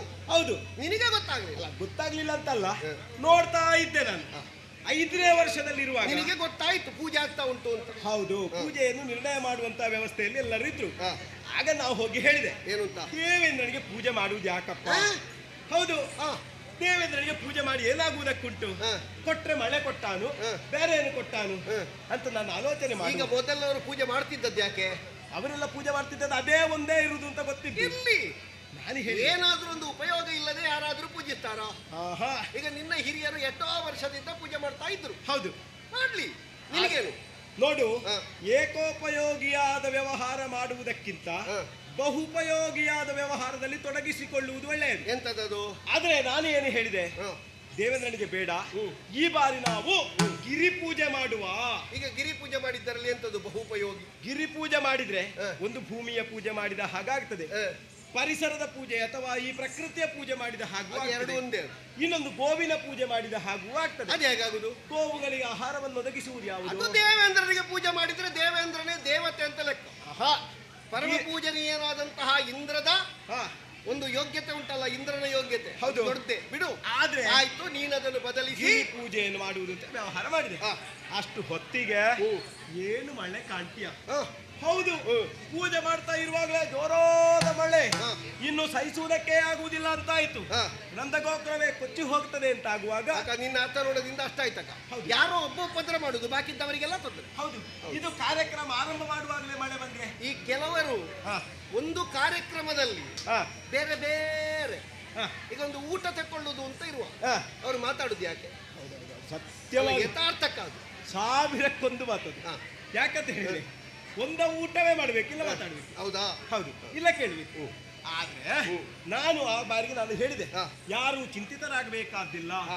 ಇದು ದೇವೇಂದ್ರನ ಉಪದ್ರ, ಅದನ್ನು ತಡೆಯುವುದಕ್ಕೆ ದಾರಿ ಏನು? ಏನು? ನಮ್ಮಲ್ಲೇ ಸಮೀಪದಲ್ಲಿದ್ದಂತಹ ಗೋವರ್ಧನಗಿರಿ. ಅದೆಂತದು ಗೋವರ್ಧನ? ನಮ್ಮಲ್ಲಿ ಬಹುಶಃ ಹುಲ್ಲುಗಾವಲು ಇರ್ಬೋದು. ಹೇ, ಹ. ಗಿರಿ ಅದು ಬೆಟ್ಟ. ಸಪ್ತಕುಲಾಚಲಗಳಲ್ಲಿ ಒಂದಲ್ವಲ್ಲ? ಅಲ್ಲಪ್ಪ. ಈಗ 7 ಪ್ರಸಿದ್ಧವಾದ ಪರ್ವತಗಳಲ್ಲಿ ಅದೊಂದ. ಅಂದ್ರೆ ನಾನು ಯಾಕೆ ಹೇಳುವುದು, ಯಾಕೆ? ನಾ ಕಿರುಬೆರಳು ತೋರಿಸಿದ್ದೆ ಅದಕ್ಕಾಗಿ. ಹ. ಆ ಗೋವರ್ಧನ ಗಿರಿಯನ್ನು ಹ. ನಾನು ಹ. ಇದೇ ಕಿರುಬೆರಳಿನಿಂದ ಹ. ನಾನು ಸಂಕಲ್ಪ ಮಾಡಿದ್ದೆ ನೋಡು. ಹ. ನನ್ನ ಸಂಕಲ್ಪ ಈ ಕಿರುಬೆರಳಿನ ಮೂಲಕವಾಗಿ ಹ. ಆ ಬೆಟ್ಟವನ್ನು ಹ. ಎತ್ತಿ ಹಿಡಿದೆ. ಹ. ಅದರ ಒಳಗೆ ಎಷ್ಟು ದಿವಸ? 1 ವಾರ. ಹ. ಹೌದಪ್ಪ, ಓ ಹೋ ಹೋ ಹೋ. 1 ವಾರಗಳ ಪರ್ಯಂತರ ಹ. ಅದರೊಳಗೆ ಹ. ಗೋವುಗಳಿಗೆ ಹ. ಇದ್ದನ ಗೋಪಾಲಕರಿಗೆ ಹ. ಇರುವುದಕ್ಕೆ ವ್ಯವಸ್ಥೆ ಮಾಡಿದೆ. ಮತ್ತೆ ಅಷ್ಟು ಹೊತ್ತಿಗೆ ಮೇಲಿಂದ ಇಳಿದ ಯಾರು? ದೇವೇಂದ್ರ ಹ್ಮ್. ಬಂದವರೇ ಹ. ತಪ್ಪಾಯ್ತು ಅಂತ ಒಪ್ಪಿಕೊಂಡ, ಹ. ಕಾಲಿ ಹಿಡಿದ, ಹ. ಬೇಡಿದ, ಹ. ನನಗೆ ಗೋವಿಂದರಾಯ ಪಟ್ಟ ಕಟ್ಟಿದ, ಹ. ಧರೆಗೆ ಧರ್ಮಕ್ಕೆ ಹ. ಗೋವುಗಳಿಗೆ ಇನ್ನು ಮುಂದೆ ನೀನೆ ಅಂತ ಹೇಳಿದ. ಹ. ಹಾಗಾಗಿ ಹ್ಮ್. ಗೋವರ್ಧನ ಗಿರಿಯನ್ನು ನನ್ನ ಸಂಕಲ್ಪದಿಂದ ಕಿರುಬೆರಳಿನಿಂದ ಎತ್ತಿರಬಹುದಾದ ನಾನು ಹ್ಮ್. ವರ ಮೇರು ಪರ್ವತಕ್ಕೆ ಅಂಜೆ ನಿನಗೊಂದು ಸವಾಲು ಹೇಳ್ತೇನೆ. ಏನು? ನಾನು ಗೋವರ್ಧನ ಗಿರಿ ಎತ್ತಿದ್ದೇನೆ, ಹ. ಒಂದು ಕಿರುಬೆರಳಿನಿಂದ. ಹ. ಮುದುಕ, ಹ. ನಿನಗೆ ಅಂತ ಒಂದು ಬೆಟ್ಟ ಎತ್ತುವುದಕ್ಕೆ ಆದಿತ್ತ? ಅದು ನೀನು ಹೇಳಿದ್ದು ಹೇಗಾಯ್ತು ಗೊತ್ತುಂಟ?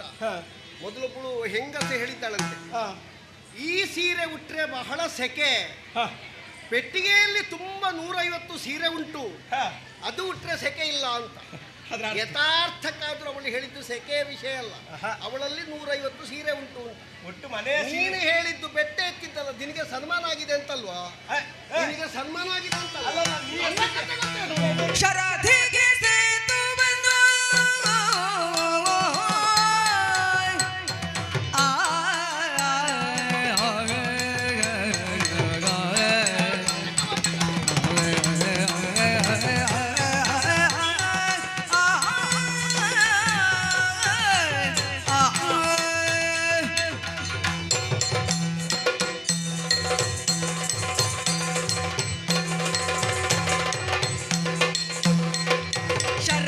ಶರದಿಗೆ ಸೇತುವನ್ನು ಬಂಧನ ಕೈಯುತ್ತಿರೆ ರಾಜತಾದಿಯನ್ನು ಬಂಧನ ಕೈಯುತ್ತಿರೆ ರಾಜತಾದಿಯನ್ನು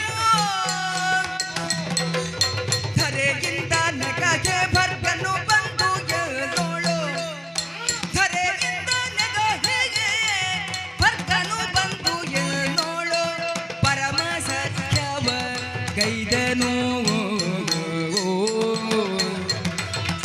ಧರೆಯಿಂದ ನೆಗಗೆ ಭರ್ಗನು ಬಂದು ಎಳೋಳು ಪರಮ ಸಖ್ಯವ ಗೈದನು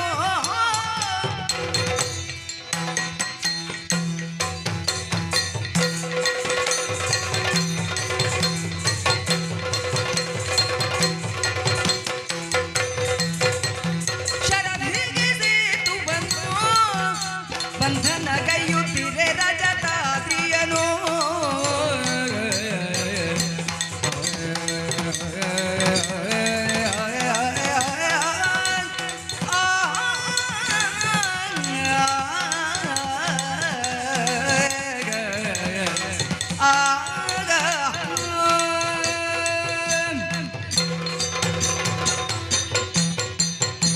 ಏ ಕೃಷ್ಣ, ಸೀತಾಮಾತೆಯನ್ನು ಅಪಹರಿಸಿದಂತಹ ದುರುಳ ರಾವಣನನ್ನು ಸಂಹರಿಸುವ ಉದ್ದೇಶದಲ್ಲಿ 77 ಕೋಟಿ ಕಪಿನಾಯಕರ ಜೊತೆಯಲ್ಲಿ 18 ಅರ್ಭುತ ವಾನರ ಸೇನೆ ಜಲದಿಯನ್ನು ದಾಟುವಂತಹ ಒಂದು ಪ್ರಮೇಯ ಬಂತು. ವಿತಾರವಾಗಿರುವಂತಹ ಶರದಿಗೆ ಸೇತುವೆಯನ್ನು ಕಟ್ಟಬೇಕು ಅಂತಾಯಿತು. ಹೌದಂತೆ. ನಾವು 5 ದಿವಸದಲ್ಲಿ ಸೇತುವೆ ಕಟ್ಟಿದ್ದೇವೆ. 5 ದಿವಸದಲ್ಲಿ ಅಬ್ಬಾ. ಪ್ರಾರಂಭದ ದಿನ 14 ಯೋಜನೆ, ಮತ್ತಿನ ದಿನ 21 ಯೋಜನೆ, ಮತ್ತೆ 21, 22, 23, ಒಟ್ಟು 5 ದಿವಸದಲ್ಲಿ 100 ಯೋಜನೆ.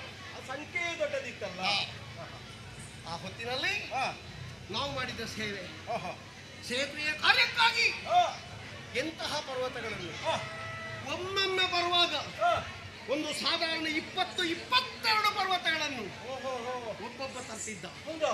ಒಂದು ಘಟನೆ ಹೇಳಿಬಿಡ್ತೇನೆ. ಯಾವುದದು? ಒಮ್ಮೆ ಹೋಗಿ ಆ, ಎತ್ತರವಾದಂತಹ ಬೆಟ್ಟಕ್ಕೆ ಕೈ ಹಾಕಿದೆ. ಆ, ಅದನ್ನು ಅಲುಗಾಡಿಸಿ ಆ, ಕಿತ್ತು ನನ್ನ ಹೆಗಲನ್ನು ಏರಿಸಿ ಆ, ತರ್ತೇನೆ ಅಂತ ಆಗುವಾಗ ಆ, ಮೇಲಿನಿಂದ ಆ, ಶಿವ, ಆ, ಈಶ್ವರ, ಹ್ಮ್, ತಾಣು, ಆ, ಶಂಕರ ಆ. ಕೆಳಗಿಳಿದ. ಓಹೋ, ಜಾಂಬವ ಜಾಂಬವ ಜಾಂಬವ ಆ, ಅಪ್ಪಿ ಹಿಡಿದ. ನಿನ್ನನ್ನು ಪರಮ ಸ್ನೇಹದಿಂದ ಛೆ, ಅವ ಆಲಿಂಗಿಸಿಕೊಂಡ. ನನಗೆ ಶಿವನಲ್ಲದಿಂದ ಪ್ರಕರಣ ಆದದ್ದೇ ಗೊತ್ತಿಲ್ಲ. ಆ, ಹೌದಾ? ನಿನಗೆ ಗೊತ್ತಿಲ್ಲದ್ದು ಸುಮಾರು ಉಂಟು. ಹೌದಾ? ಆ, ಆ, ಹಾ, ಹಾ. ಅಪ್ಪಿ ಹಿಡಿದಾಗ ಆ, ಏನು ದೇವರೇ ನೀವು ಯಾಕೆ ಬಂದದ್ದು ಅಂತ ಕೇಳಿದೆ. ಆ, ಆಗ ಒಂದು ಮಾತು ಹೇಳಿದೆ. ಆ, ಈಗ ತಾನೇ ಒಂದು ಪರ್ವತವನ್ನು ಕೀಳುವುದಕ್ಕೆ ನೀನು ಆರಂಭ ಮಾಡಿದ್ಯಲ್ಲ, ಅದು ಬೇರೆ ಯಾವುದೂ ಅಲ್ಲ, ನನ್ನ ಮನೆ. ನನ್ನ ಮನೆ ಮನೆ ಅಂದ್ರೆ? ಕಿತ್ತು ಬಿಡಬೇಡ, ಆ, ಅದು ರಜತಾದ್ರಿ ರಜತಾದ್ರಿ. ಕೈಲಾಸ ಅಂತ ಹೇಳಿದ. ರಜತಾದ್ರಿ ಎತ್ತಿದ್ದು ನೀನಾ? ಆ ಹಾ, ಹಾ, ಹಾ. ಅಲ್ಲ, ಮೂರ್ತಿ ಎತ್ತುವುದಕ್ಕಿಂತ ಮೊದಲವ ಇಳಿದು ಬಂದಿದ್ದಾನೆ. ಹಾ, ಹಾ, ಹಾ, ಹಾ. ಪರಮ ಸ್ನೇಹದಿಂದ ಆ, ಬಿಸಿಯಪ್ಪುಗೆಯನ್ನು ಕೊಟ್ಟಂತಹ ಭಗವಂತನಾದ ಸ್ಥಾಣು. ಆ, ಅಲ್ಲಿಯವರೆಗೆ ನಮ್ಮದಾದಂತಹ ಛಾತಿ. ಹ್ಮ್, ನೀನು ಹೇಳ್ತಿ ದೇವೇಂದ್ರನ ಸಂಗತಿ. ಹ್ಮ್. ಏ, ಚಿಲ್ಲರೆ ಅವೆಂತದ್ದು ದೇವೇಂದ್ರ ದೊಡ್ಡದು, ಈಶ್ವರನಷ್ಟು ಚಿಲ್ಲರೆ ಅಂತ. ಕ್ರಯಕ್ಕೆ ಇಲ್ಲದ ಏ, ಅದು ಏನಿದ್ರು ಬರ್ತಿಯಲ್ಲ ಅಂತ ಅರ್ಥ, ಚಿಲ್ಲರೆ ಅಂತ ಹೇಳಿದ್ರು. ಒಂದು ಅರ್ಥ ಆಯ್ತಾ? ಹಾ, ನನ್ನಲ್ಲಿ ಎಲ್ಲ ಅಹಂಕಾರ ತೋರಿಸಿದ್ರೆ ಹಾ. ನಿನ್ನನ್ನು ಹಾ. ಅಂಗೈಯಲ್ಲಿರಿಸಿ ಹಾ. ಏನು ಊದಿದೆ? ಆ, ನಾನು ಹಾರಿ ಹೋಗುದು. ಮತ್ತೆಂತದ್ದು? ಏ, ಅರೆ ಭಲ್ಲವರಿಯ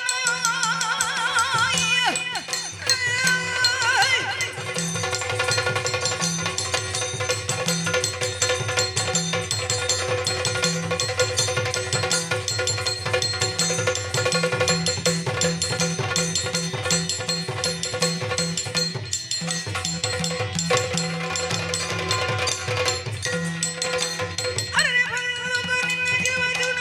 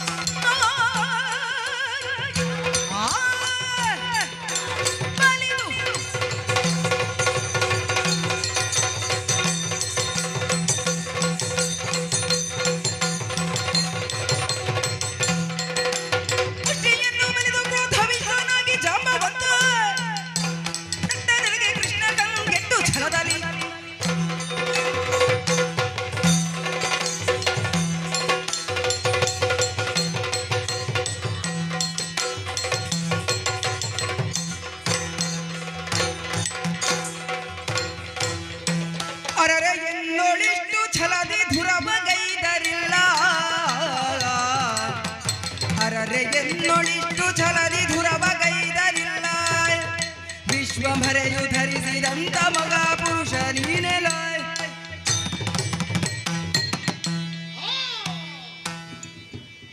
ಸಾಧಾರಣ 21 ದಿವಸಗಳಿಂದ ನಾವು ಹೋರಾಟವನ್ನು ಮಾಡ್ತಾ ಇದ್ದೇವೆ. ರಾತ್ರಿ ಹಗಲುಗಳೆಂದು ಮೂರ್ಛಿತ ತರಗೆ ಬಿದ್ದೆ. ಇಷ್ಟರವರೆಗೆ ಮಲ್ಲ ಯುದ್ಧದಲ್ಲಿ ನನ್ನನ್ನು ಸೋಲಿಸಿದವರಿಲ್ಲ. ಜಾಂಬವ ಸೋತ ಪ್ರಕರಣ ಇದೆ. ಹಾಗಾದ್ರೆ ಯಾರು? ಸೃಷ್ಟಿಕರ್ತನೆ, ಪಾಲನಾಕರ್ತನೆ, ಲಯಕರ್ತವಾಗಿರುವಂತಹ ಪರಮೇಶ್ವರ. ಸ್ವಾಮಿ, ಈ ಲೋಕದಲ್ಲಿ ನಾನು ಸೋತದ್ದಿಲ್ಲ. ನನ್ನನ್ನು ಸೋಲಿಸಿದಂತಹ ಸಾಮಾನ್ಯರಿಲ್ಲ. ನಾ ಸೋತಿದ್ದೇನೆ ಅಂತ ನಿನ್ನಲ್ಲಿ ಅಸಾಮಾನ್ಯತ್ವ, ಯಾವುದೋ ಒಂದು ದಿವ್ಯತ್ವ ನಿನಗೆ ಬಂದಿದೆ ಅಂತ. ಯಾರು ನೀನು? ಏನು ನೀನು? ಯಾಕಿಲ್ಲಿ? ಹೇಳು ಪ್ರಭೋ. ಶರಣ ನಿಂದನಲಾಗ ಶ್ರೀಹರಿ ಶರಣ ನಿಂದನಲಾಗ ಶ್ರೀಹರಿ ಕರುಣದೊಣ ಕ್ಷಮೆಯಾಂತೋ ಬೇಗದೆ ಧರಿಸಿದನು ಶ್ರೀರಾಮ ರೂಪವ ಧರಿಸಿದನು ಶ್ರೀರಾಮ ರೂಪವ ನದಿ ವಿಲಾಸದಲ್ಲಿ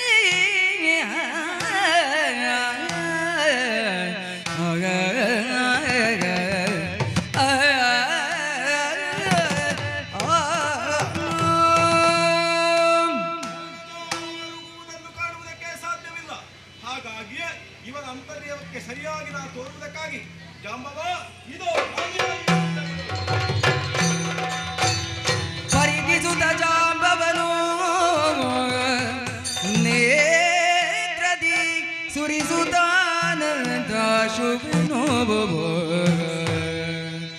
ತರಹರಿಸಿ ಬಂದಡಿಗೆರಗಿ ತರಹರಿಸಿ ಬಂದಡಿಗೆರಗಿ ಕರಗಳ ಮುಗಿದು ದೈನ್ಯದಲ್ಲಿ ರಾಮ ರಾಘವ ದಶರಥ ಬಾಲ ರಾಮ ರಾಘವ ದಶರಥ ಬಾಲ ಜಯ ಸೀತಾಲೋಲ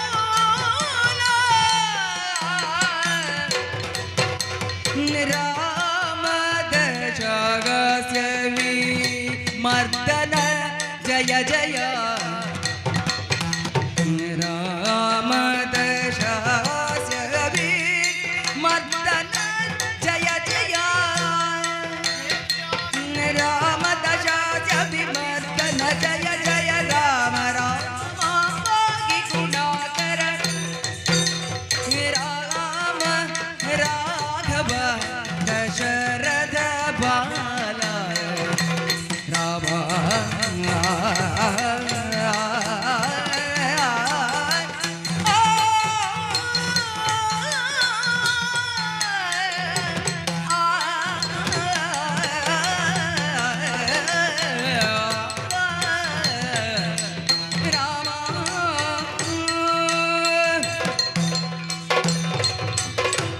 ಶಾಂತಂ ಶಾಶ್ವತ ಪ್ರಮೇಯ ವರ್ಗಂ ನಿರ್ವಾಣ ಶಾಂತಿ ಪ್ರಥಮ ಬ್ರಹ್ಮೇಶಾಣ ಪಡಿತರ ಸೇವ್ಯ ಮನುಷ್ಯಂ ವೇದಾಂತ ವೇದ್ಯವಿದೆ.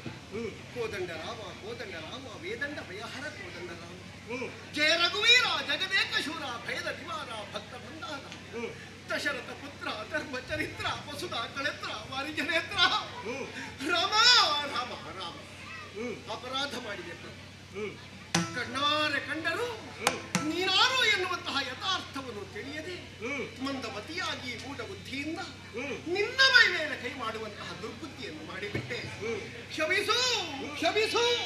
ಶರಣನೆ ಅವಧರಿಸು ಪಿಂದಕ್ಕೆ ಬೊರೆದಿಗೆ ನದ ಸ್ಮರಿಸು ಪಿಂದಕ್ಕೆ ಬೊರೆದಿಗೆ ನದ ಸ್ಮರಿಸು ದರುಶನವಿಯು ಮುಂದಿನ ಯುಗದೊಳಗಿರು ನೀನಾವರಿಗೆ ಮುದನರಿಗೆ ಶರಣನೆ ಅವಧರಿಸು ಪಿಂದಕ್ಕೆ ಬೊರೆದಿಗೆ ನದ ಸ್ಮರಿಸು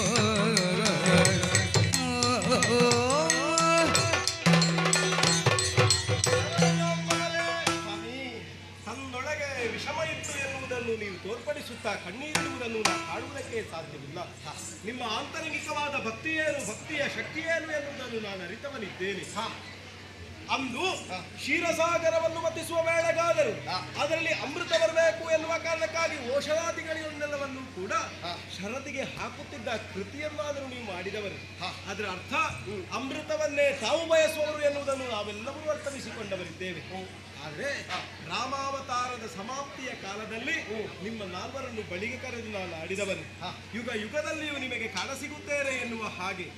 ಆದರೆ ಯುಗ ಧರ್ಮದ ಹಾಗೆ ವ್ಯವಹರಿಸಬೇಕಾದುದು ಪ್ರತಿಯೊಬ್ಬ ಜಂತುವಿಗಾದರೂ ಕರ್ತವ್ಯವೇ ಇರ್ತದೆ. ಯುಗದ ಪ್ರಭಾವವೋ ಏನೋ, ಭಕ್ತಿಯಲ್ಲಿ ವಿಚಲನೆ ಎನ್ನುವುದು ಬಂತೋ ಏನೋ ಕಾಣ್ತದೆ. ಆ ಕಾರಣಕ್ಕಾಗಿಯೇ ಇಷ್ಟೆಲ್ಲ ಮಾಡಬೇಕಾದ ಪರಿಸ್ಥಿತಿ ಬಂತು. ಅದಕ್ಕಿಂತಲೂ ಒಂದು ವಿಚಾರ, ಹೋರಾಟಕ್ಕೆ ಪ್ರಬಲವಾದ ಕಾರಣ ಒಂದುಂಟು. ರಾವಣನನ್ನು ವಧೆ ಮಾಡಿದ ಬಳಿಕ ಹೇಗಾಯಿತು ಜಾಂಬವರೇ ಅಂತ ಕೇಳಿದ್ರೆ, ಏನು ಸ್ವಾಮಿ ಇದು, ಮೈಯಲ್ಲಿ ಒಂದು ತೊಟ್ಟು ಬೆವರೂ ಬರಲಿಲ್ಲ, ಮತ್ತೆ ಏನು ಯುದ್ಧ ಮಾಡುವುದಿದ್ರೆ ನಿಮ್ಮಲ್ಲೆಲ್ಲ ಮಾಡಬೇಕು ಅಂತ ನೀವು ಆಡಿದಿರಿ. ಆಡಿದ್ದು ಬಾಯಿ ಮಾತಿಗೆ ಹೌದಾದರೂ ನನ್ನ ಜೊತೆಯಲ್ಲಿ ಕಾದಾಟಕ್ಕೊಂದು ಶರಣನಿಗೆ ಅವಕಾಶವನ್ನು ಈ ಮೂಲಕವಾಗಿ ನಾ ಕಲ್ಪಿಸಿಕೊಟ್ಟವನು. ಅದರಂತೆ ಸಾಗಿದೆ ಬಿಟ್ಟರೆ ಬೇರೆ ಏನೂ ಇಲ್ಲ. ನಿಮ್ಮ ಭಕ್ತಿಗೋಸ್ಕರವಾಗಿ ಕಾಣಿಸಿದ್ದೇನೆ. ನಿಮ್ಮಲ್ಲಿ ಕೇಳುವುದು ಏನನ್ನೂ ಅಲ್ಲ. ಈಗಲೂ ದೇವರಾಗಿ ನಿಮ್ಮಲ್ಲಿ ಬೇಡುವುದು ಮಣಿಯನ್ನು ಕೊಟ್ಟರೆ ಸಾಕು. ಆದಿದೇವರ ದೇವ, ಆದಿದೇವರ ದೇವ, ನಿನ್ನೊಡನೆ ಮುಳಿದು ನಾದಿದ ಪರಾಧ ಪರಿಹಾರಕ್ಕೆ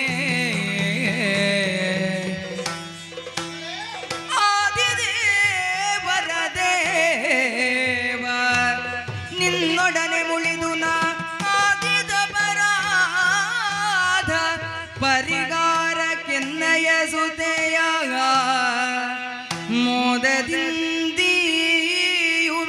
ಜಾಂಬವತಿ ಎಂಬಿವಳ ಸಾದರದಿ ಸ್ವೀಕರಿಪುದೋ, ಸಾದರದಿ ಸ್ವೀಕರಿಪುದು.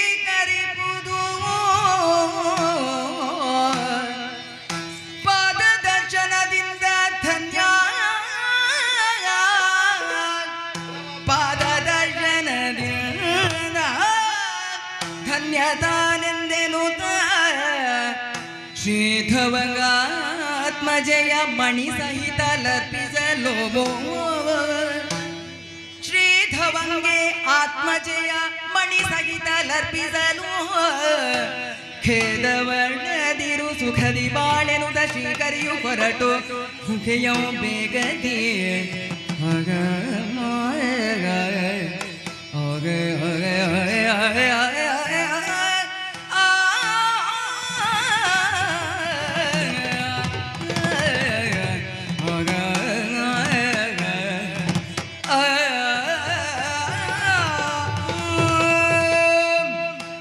ಆದಿದೇವರ ದೇವ, ನಿನ್ನಲ್ಲಿ ನಾನು ಕಾದಿದೆ.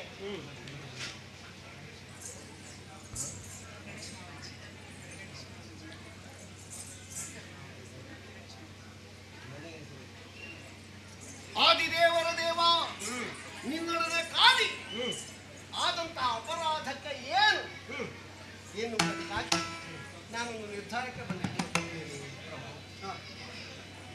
ಇವಳು ನನ್ನ ಮಗಳು. ಚಿತ್ರ ನಿನಗೆ ಅಂತಲ್ಲ ಪ್ರಭು, ಈ ಪ್ರಪಂಚದಲ್ಲಿ ಯಾರಿಗಾದರೂ ವಿಚಿತ್ರವೇ. ಕರಡಿಗೊಂದು ಇಂತಹ ಮಾನವ ಮಗಳು, ಈ ಮುಖಕ್ಕೆ ಇಂಥ ಮುಖವಾ ಅಂತ. ಹೌದೌದು, ನಿಮಗೆ ಮದುವೆ ಆದಂತ ನನಗಂತೂ ಗೊತ್ತಿಲ್ಲ. ನಾನು ಬ್ರಹ್ಮಚಾರಿ, ಆದರೂ ನನಗೆ ಇಬ್ಬರು ಮಕ್ಕಳಿದ್ದಾರೆ. ಹೇಗೆ ಕೇಳಿದ್ರೆ, ಜೇನನ್ನು ಹುಡುಕುತ್ತಾ ಹೋಗುವ ಸಂದರ್ಭದಲ್ಲಿ ಇಬ್ಬರು ಮಕ್ಕಳು ಸಿಕ್ಕಿದ್ರು ಸ್ವಾಮಿ. ಒಬ್ಬಳು ಸ್ವಲ್ಪ ದೊಡ್ಡವಳು, ಒಬ್ಬ ತೊಟ್ಟಿಲಲ್ಲಿ ಮಲಗುವ ಮಗು. ಹೆಸರು ಏನು? ನಾನೇ ಇವಳಿಗೆ ಜಾಂಬವತಿ ಅಂತ ಹೆಸರಿಟ್ಟೆ. ಇವಳು ಜಾಂಬವತಿ. ಆ ಮಗುವಿಗೆ ಪ್ರವೀರ ಅಂತ ಹೆಸರಿರಿಸಿದೆ. ಅವಳು ಜೋಗಳ ಹಾಡುತ್ತಾ ಹೇಳ್ತಾ ಇದ್ಲು. ಇವಳನ್ನು ನಾನೇ ತಂದು ಸಾಕಿದೆ. ಮೊದಲೆಲ್ಲ ಸಂಸಾರ ಇರಲಿಲ್ಲ ಪ್ರಭು. ಆಗ ಬಯಲಾಟವೇ ನಮ್ಮ ಜೀವನ. ಅಡಗಿ ಕೂತ್ಕೊಳ್ಬೇಕು ಅಂತ ಇರಲಿಲ್ಲ. ಮಕ್ಕಳಾದ ಮೇಲೆ ಆ ಮಕ್ಕಳಿಗೊಂದು ಸೂರು ಬೇಡವೇ ಬೇಕಪ್ಪ. ಅದಕ್ಕಾಗಿ ಒಂದು ಗುಹೆ ಅಂತ ಮಾಡಿದೆ. ಗುಹೆ ಅಂತಾದ ಮೇಲೆ ಅವರು ಅಳ್ತಾರೆ. ಅವರಿಗೆ ಹೊತ್ತು ಹೊತ್ತಿಗೆ ಬೇಕು. ಹೌದು. ಅದಕ್ಕೆ ಸ್ವಲ್ಪ ಆಹಾರ ತಂದು ಕೊಡುವುದಕ್ಕೆ ಆರಂಭ ಮಾಡಿದೆ. ಹಾ. ಹೊಟ್ಟೆ ತುಂಬಿದ ಮೇಲೆ ಮಕ್ಕಳು ಕೇಳ್ತಾರಾ, ಹಾ. ಆಟಿಕೆ ಬೇಕು ಅಂತ ಕೇಳಲಿಕ್ಕೆ ಆರಂಭ ಮಾಡಿದ್ರು. ಹಾ. ಹಾಗೆ ದಿವಸ ತಂದು ಕೊಟ್ರು. ಹಾ. ಇವತ್ತಿದ್ದದ್ದು ನಾಳೆ ಇಲ್ಲ, ಹಾ. ನಾಳೆ ಬೇರೆ ಆಗ್ಬೇಕು. ಮಕ್ಕಳು ಸ್ವಭಾವವೇ ಹಾಗೆ, ಮಂಗನ ಹಾಗೆ ಅಂತ ಕೆಲವರು. ಹೌದು ಪ್ರಭು. ಹಾ. ಇದೊಂದು ತಂದ ಮೇಲೆ ಹಾ. ಇಬ್ಬರಿಗೂ ಒಂದೇ ಮಣಿ ಸಾಕಾಗ್ತದೆ. ಆಹಾ. ಇದರ ಪ್ರಕಾಶದಿಂದ ಅವ ಹಾ. ಕಣ್ಣರಳಿಸಿ ನೋಡಿ ನೋಡಿ ಅಲ್ಲಿಗೆ ಮಲ್ಕೊಳ್ತಾನೆ. ಹಾ. ಈ ಮಗು ಹಾ. ಈ ಮಣಿಯ ಪ್ರಕಾಶದಿಂದ ಹ್ಮ್. ಯಾವುದೋ ಒಂದು ಪ್ರಕಾಶವನ್ನು ಕಾಣುವುದಕ್ಕೆ ತೊಡಗಿದ್ದಾಳೆ. ಹಾ. ಅನ್ವೇಷಣಾ ಪ್ರವೃತ್ತಿ. ನಿನ್ನನ್ನು ಕಾಣುವಾಗಲೇ ಇವಳು ಹೇಳಿದ್ದಾಳೆ, ಹಾ. ಅಪ್ಪ ನಾನು ಕೆಟ್ಟೆ ಅಂತ. ಹಾ. ಯಾವ ಹೆಣ್ಣುಮಗಳು ನಾನು ಕೆಟ್ಟೆ ಅಂತ ಹೇಳಿದಳು ಹಾ. ಮತ್ತೆ ಹಾ. ನಾವು ಬೇರೆ ಹುಡುಗನನ್ನು ನೋಡಬಾರ್ದು. ಹಾ. ಅವಳ ಕೆಡುವಿಕೆಗೆ ಯಾರು ಕಾರಣನೋ ಹಾ. ಅವನನ್ನೇ ಹಿಡ್ಕೊಳ್ಬೇಕು. ಅಂದ್ರೆ ನಾವು ತೀರ್ಮಾನ ಮಾಡಿದ್ವಿ. ಸ್ವಲ್ಪ ಅದನ್ನು ವಿಶದೀಕರಿಸಿ. ಆ, ನಾನು ನನ್ನಿಂದಾಗಿ ಕೆಟ್ಟದ್ದಂತಲ್ಲ, ಆ. ಶಂಖಧ್ವನಿಯನ್ನು ಕೇಳಿ ಅವರು- ಇರ್ಲಿ. ಹಾ. ಅವಳಿಗೆ ಅಪ್ಪನನ್ನು ಬಿಟ್ಟರೆ ಬೇರೊಬ್ಬ ಪುರುಷನನ್ನು ನೋಡಿಯೇ ಗೊತ್ತಿಲ್ಲ. ಹಾ. ಪರಪುರುಷನನ್ನು ಕಂಡಾಗ ಹೆಡುತ್ತನ ಜಾಗೃತ ಆಯ್ತೋ ಇಲ್ವೋ? ಹಾ. ನಾನು ಹೇಳುವುದು ಅದು ಹೌದು. ಪ್ರಭು. ಹಾ. ಸೂಚ್ಯವಾಗಿ ಹೇಳಿಬಿಡ್ತೇನೆ, ಹ್ಮ್. ಇದು ಈಗ ಮಗು ಅಲ್ಲ, ಹ್ಮ್. ದೊಡ್ಡದಾಗಿದೆ. ಹಾ. ಹೆದರಿ ಹಾ. ಅದನ್ನು ಏನು ಅಂತ ನೀನೇ ವಿಶ್ಲೇಷಣೆ ಮಾಡಿಕೊ, ನಾನು ಅದನ್ನು ಹೇಳುವುದಿಲ್ಲ. ಹಾ. ಆದದ್ದರಿಂದ ಹಾ. ಅದರ ಬೆಳವಣಿಗೆಗೆ, ಹಾ. ಅದರ ಇನ್ನೊಂದು ಅವಸ್ಥೆಗೆ ನೀನೇ ಕಾರಣನಾದದ್ದರಿಂದ ಹಾ. ಈ ಹೆಣ್ಣು ಮತ್ತೊಬ್ಬರಿಗಲ್ಲ ನಿನಗೆ. ಸರಿ, ಅದರ ಜೊತೆಯಲ್ಲಿ ಹಾ. ನಿನಗೊಂದು ಅಪವಾದ ಬಂದಿದೆ ಅಂತ ಹೇಳಿದೆಯಲ್ಲ. ಹೌದು. ಕೃಷ್ಣ ಸ್ವಾಮಿ, ಹಾ. ನಿನಗೆ ಅಪವಾದ ಬಂದ್ರೆ ನನಗೆ ಬಂದ ಹಾಗೆಲ್ವಾ? ಹೌದು. ನನಗೆ ಇದನ್ನು ಹಿಡ್ಕೊಂಡು ಏನ್ ಮಾಡ್ಲಿಕ್ಕುಂಟು? ಹೌದು.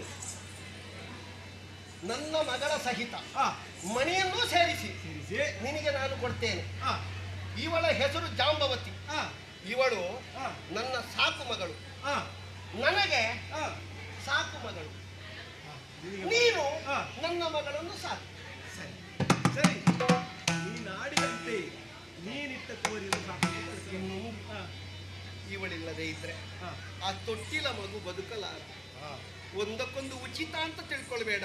ಅದು ನೀ ಇಲ್ಲದಿದ್ರೆ ಮೊದಲೇ ಹೇಳ್ತಿದ್ದೆ, ಮಗುವಿನೊಂದಿಗೆ ತಾಯಿಯನ್ನು ಕೂಡ. ಇಲ್ಲ ಇಲ್ಲ, ಆ ಮಗುವನ್ನು ಹಾ. ಇವಳ ಜೊತೆಯಲ್ಲಿ ಹಾ. ನೀನು ಸ್ವೀಕಾರ ಮಾಡಬೇಕು ಅಂತ ಪ್ರಾರ್ಥನೆ. ನೀ ಹೇಳಿದ ಮೇಲೆ ಇಲ್ಲ ಅಂತ ಹೇಳುವುದಿಲ್ಲ. ಯೋಗಿಯಾಗಿಯೇ ಬದುಕು ಕಂಡವನು ನೀನು. ಈ ಊರಿಗೆ ಬಂದಿದ್ದಿ, ಹಾ. ಈ ಗುಹೆಗೆ ಬಂದಿದ್ದಿ. ಹಾ. ಬಹುಶಃ ನಿನಗೆ ಇಲ್ಲಿಗೆ ಬರ್ಲಿಕ್ಕೆ ಸ್ವಲ್ಪ ಕಷ್ಟ ಆಗಿರಬಹುದು. ಹಾ. ಆದ್ರೆ ಒಂದು ಹಾ. ಇಲ್ಲಿಂದ ಒಂದು ಹಂತದವರೆಗೆ ಬಿಡುವ ವ್ಯವಸ್ಥೆ ನಾವೇ ಮಾಡ್ತೇವೆ, ನೀನೇನು ಗಡಿಬಿಡಿ ಮಾಡುವ ಸಮಸ್ಯೆ ಇಲ್ಲ. ಅರ್ಥ ಆಯ್ತಾ? ಹಾ. ಇವಳನ್ನು ಸ್ವೀಕರಿಸಿ ಹಾ. ಮದುವೆಗೆ ಬರಬೇಕು ಅಂತ ನನಗುಂಟು. ಹಾ. ಆದ್ರೆ ಮದುವೆ ಚಪ್ಪರಕ್ಕೆ ನಾನು ಬಂದ್ರೆ ಬಾಕಿದ್ದವರೆಲ್ಲ ಹೊರಗೆ ಓಡಿಯಾರು. ಕೆಲವು ಬಾರಿ ಉಂಟು, ಶ್ರೀಮಂತರ ಸಭೆಗೆ ಬಡವರು ಹೋಗಬಾರದು. ಸ್ವಾಮಿ, ಹಾ. ನಾನಿನ್ನು ಹಾ. ಮುಕ್ತನಾಗಿ ಹಾ. ಎಲ್ಲ ಬಂಧನದಿಂದ ಕಳಚಿದವನಾಗಿ ಹ್ಮ್. ನನ್ನ ಮೊದಲಿನ ಜೀವನ ಉಂಟಲ್ಲ, ಹ್ಮ್. ಭಜನೆ ಮಾಡುವುದು. ಹಾ. ನಿನ್ನ ಭಜನೆ ಬಿಟ್ಟರೆ ನನಗೆ ಏನುಂಟು? ನಾನು ತ್ರಿವಿಕ್ರಮನಾಗಿ ಕಂಡ ನಂತರ ನೀ ಭಜನೆ ಆರಂಭ ಮಾಡಿ. ಒಂದು ಸ್ವಲ್ಪ ನಾವು ಒಳಗೊಳಗೆ ಕಟ್ಟಿಟ್ಟ ಹಾಗಾಯ್ತು. ಹಾ. ಇನ್ನು ಏನಿದ್ರು ನಮ್ಮದು ಬಯಲಾಟ, ಸರಿ. ಬಯಲಿನಲ್ಲೇ ಆಟ. ಸರಿ. ಅನುಗ್ರಹ ಮಾಡು. ಹೋಗಿ. ಹೇಗೆ ಶುರು ಮಾಡು. ಜಾಂಬವತಿಯನ್ನೊಳಗೊಂಡು ಮಣಿ ಸಹಿತ ನಮ್ಮದಾದಂತಹ ಮನೆಗೆ ತೆರಳಬೇಕು. ಜೊತೆಯಲ್ಲಿ ಈ ಕಥೆಯನ್ನು ಆಡಿದವರಿಗೂ ಆಡಿಸಿದವರಿಗೂ ಎಲ್ಲವರಿಗೂ ದೇವರು ಸನ್ಮಂಗಲವನ್ನು ಉಂಟು ಮಾಡದಂತ ಹಾರೈಸುತ್ತಾ ಅಥಾಭಾಗ. ಶ್ರೀ ಸರಸಿಜ ನೇತ್ರಿಯರು ತೋಷದಿ ನಡೆತರು ತವರು ಭೂಸುರ ಗೊಲೆದು ಮತ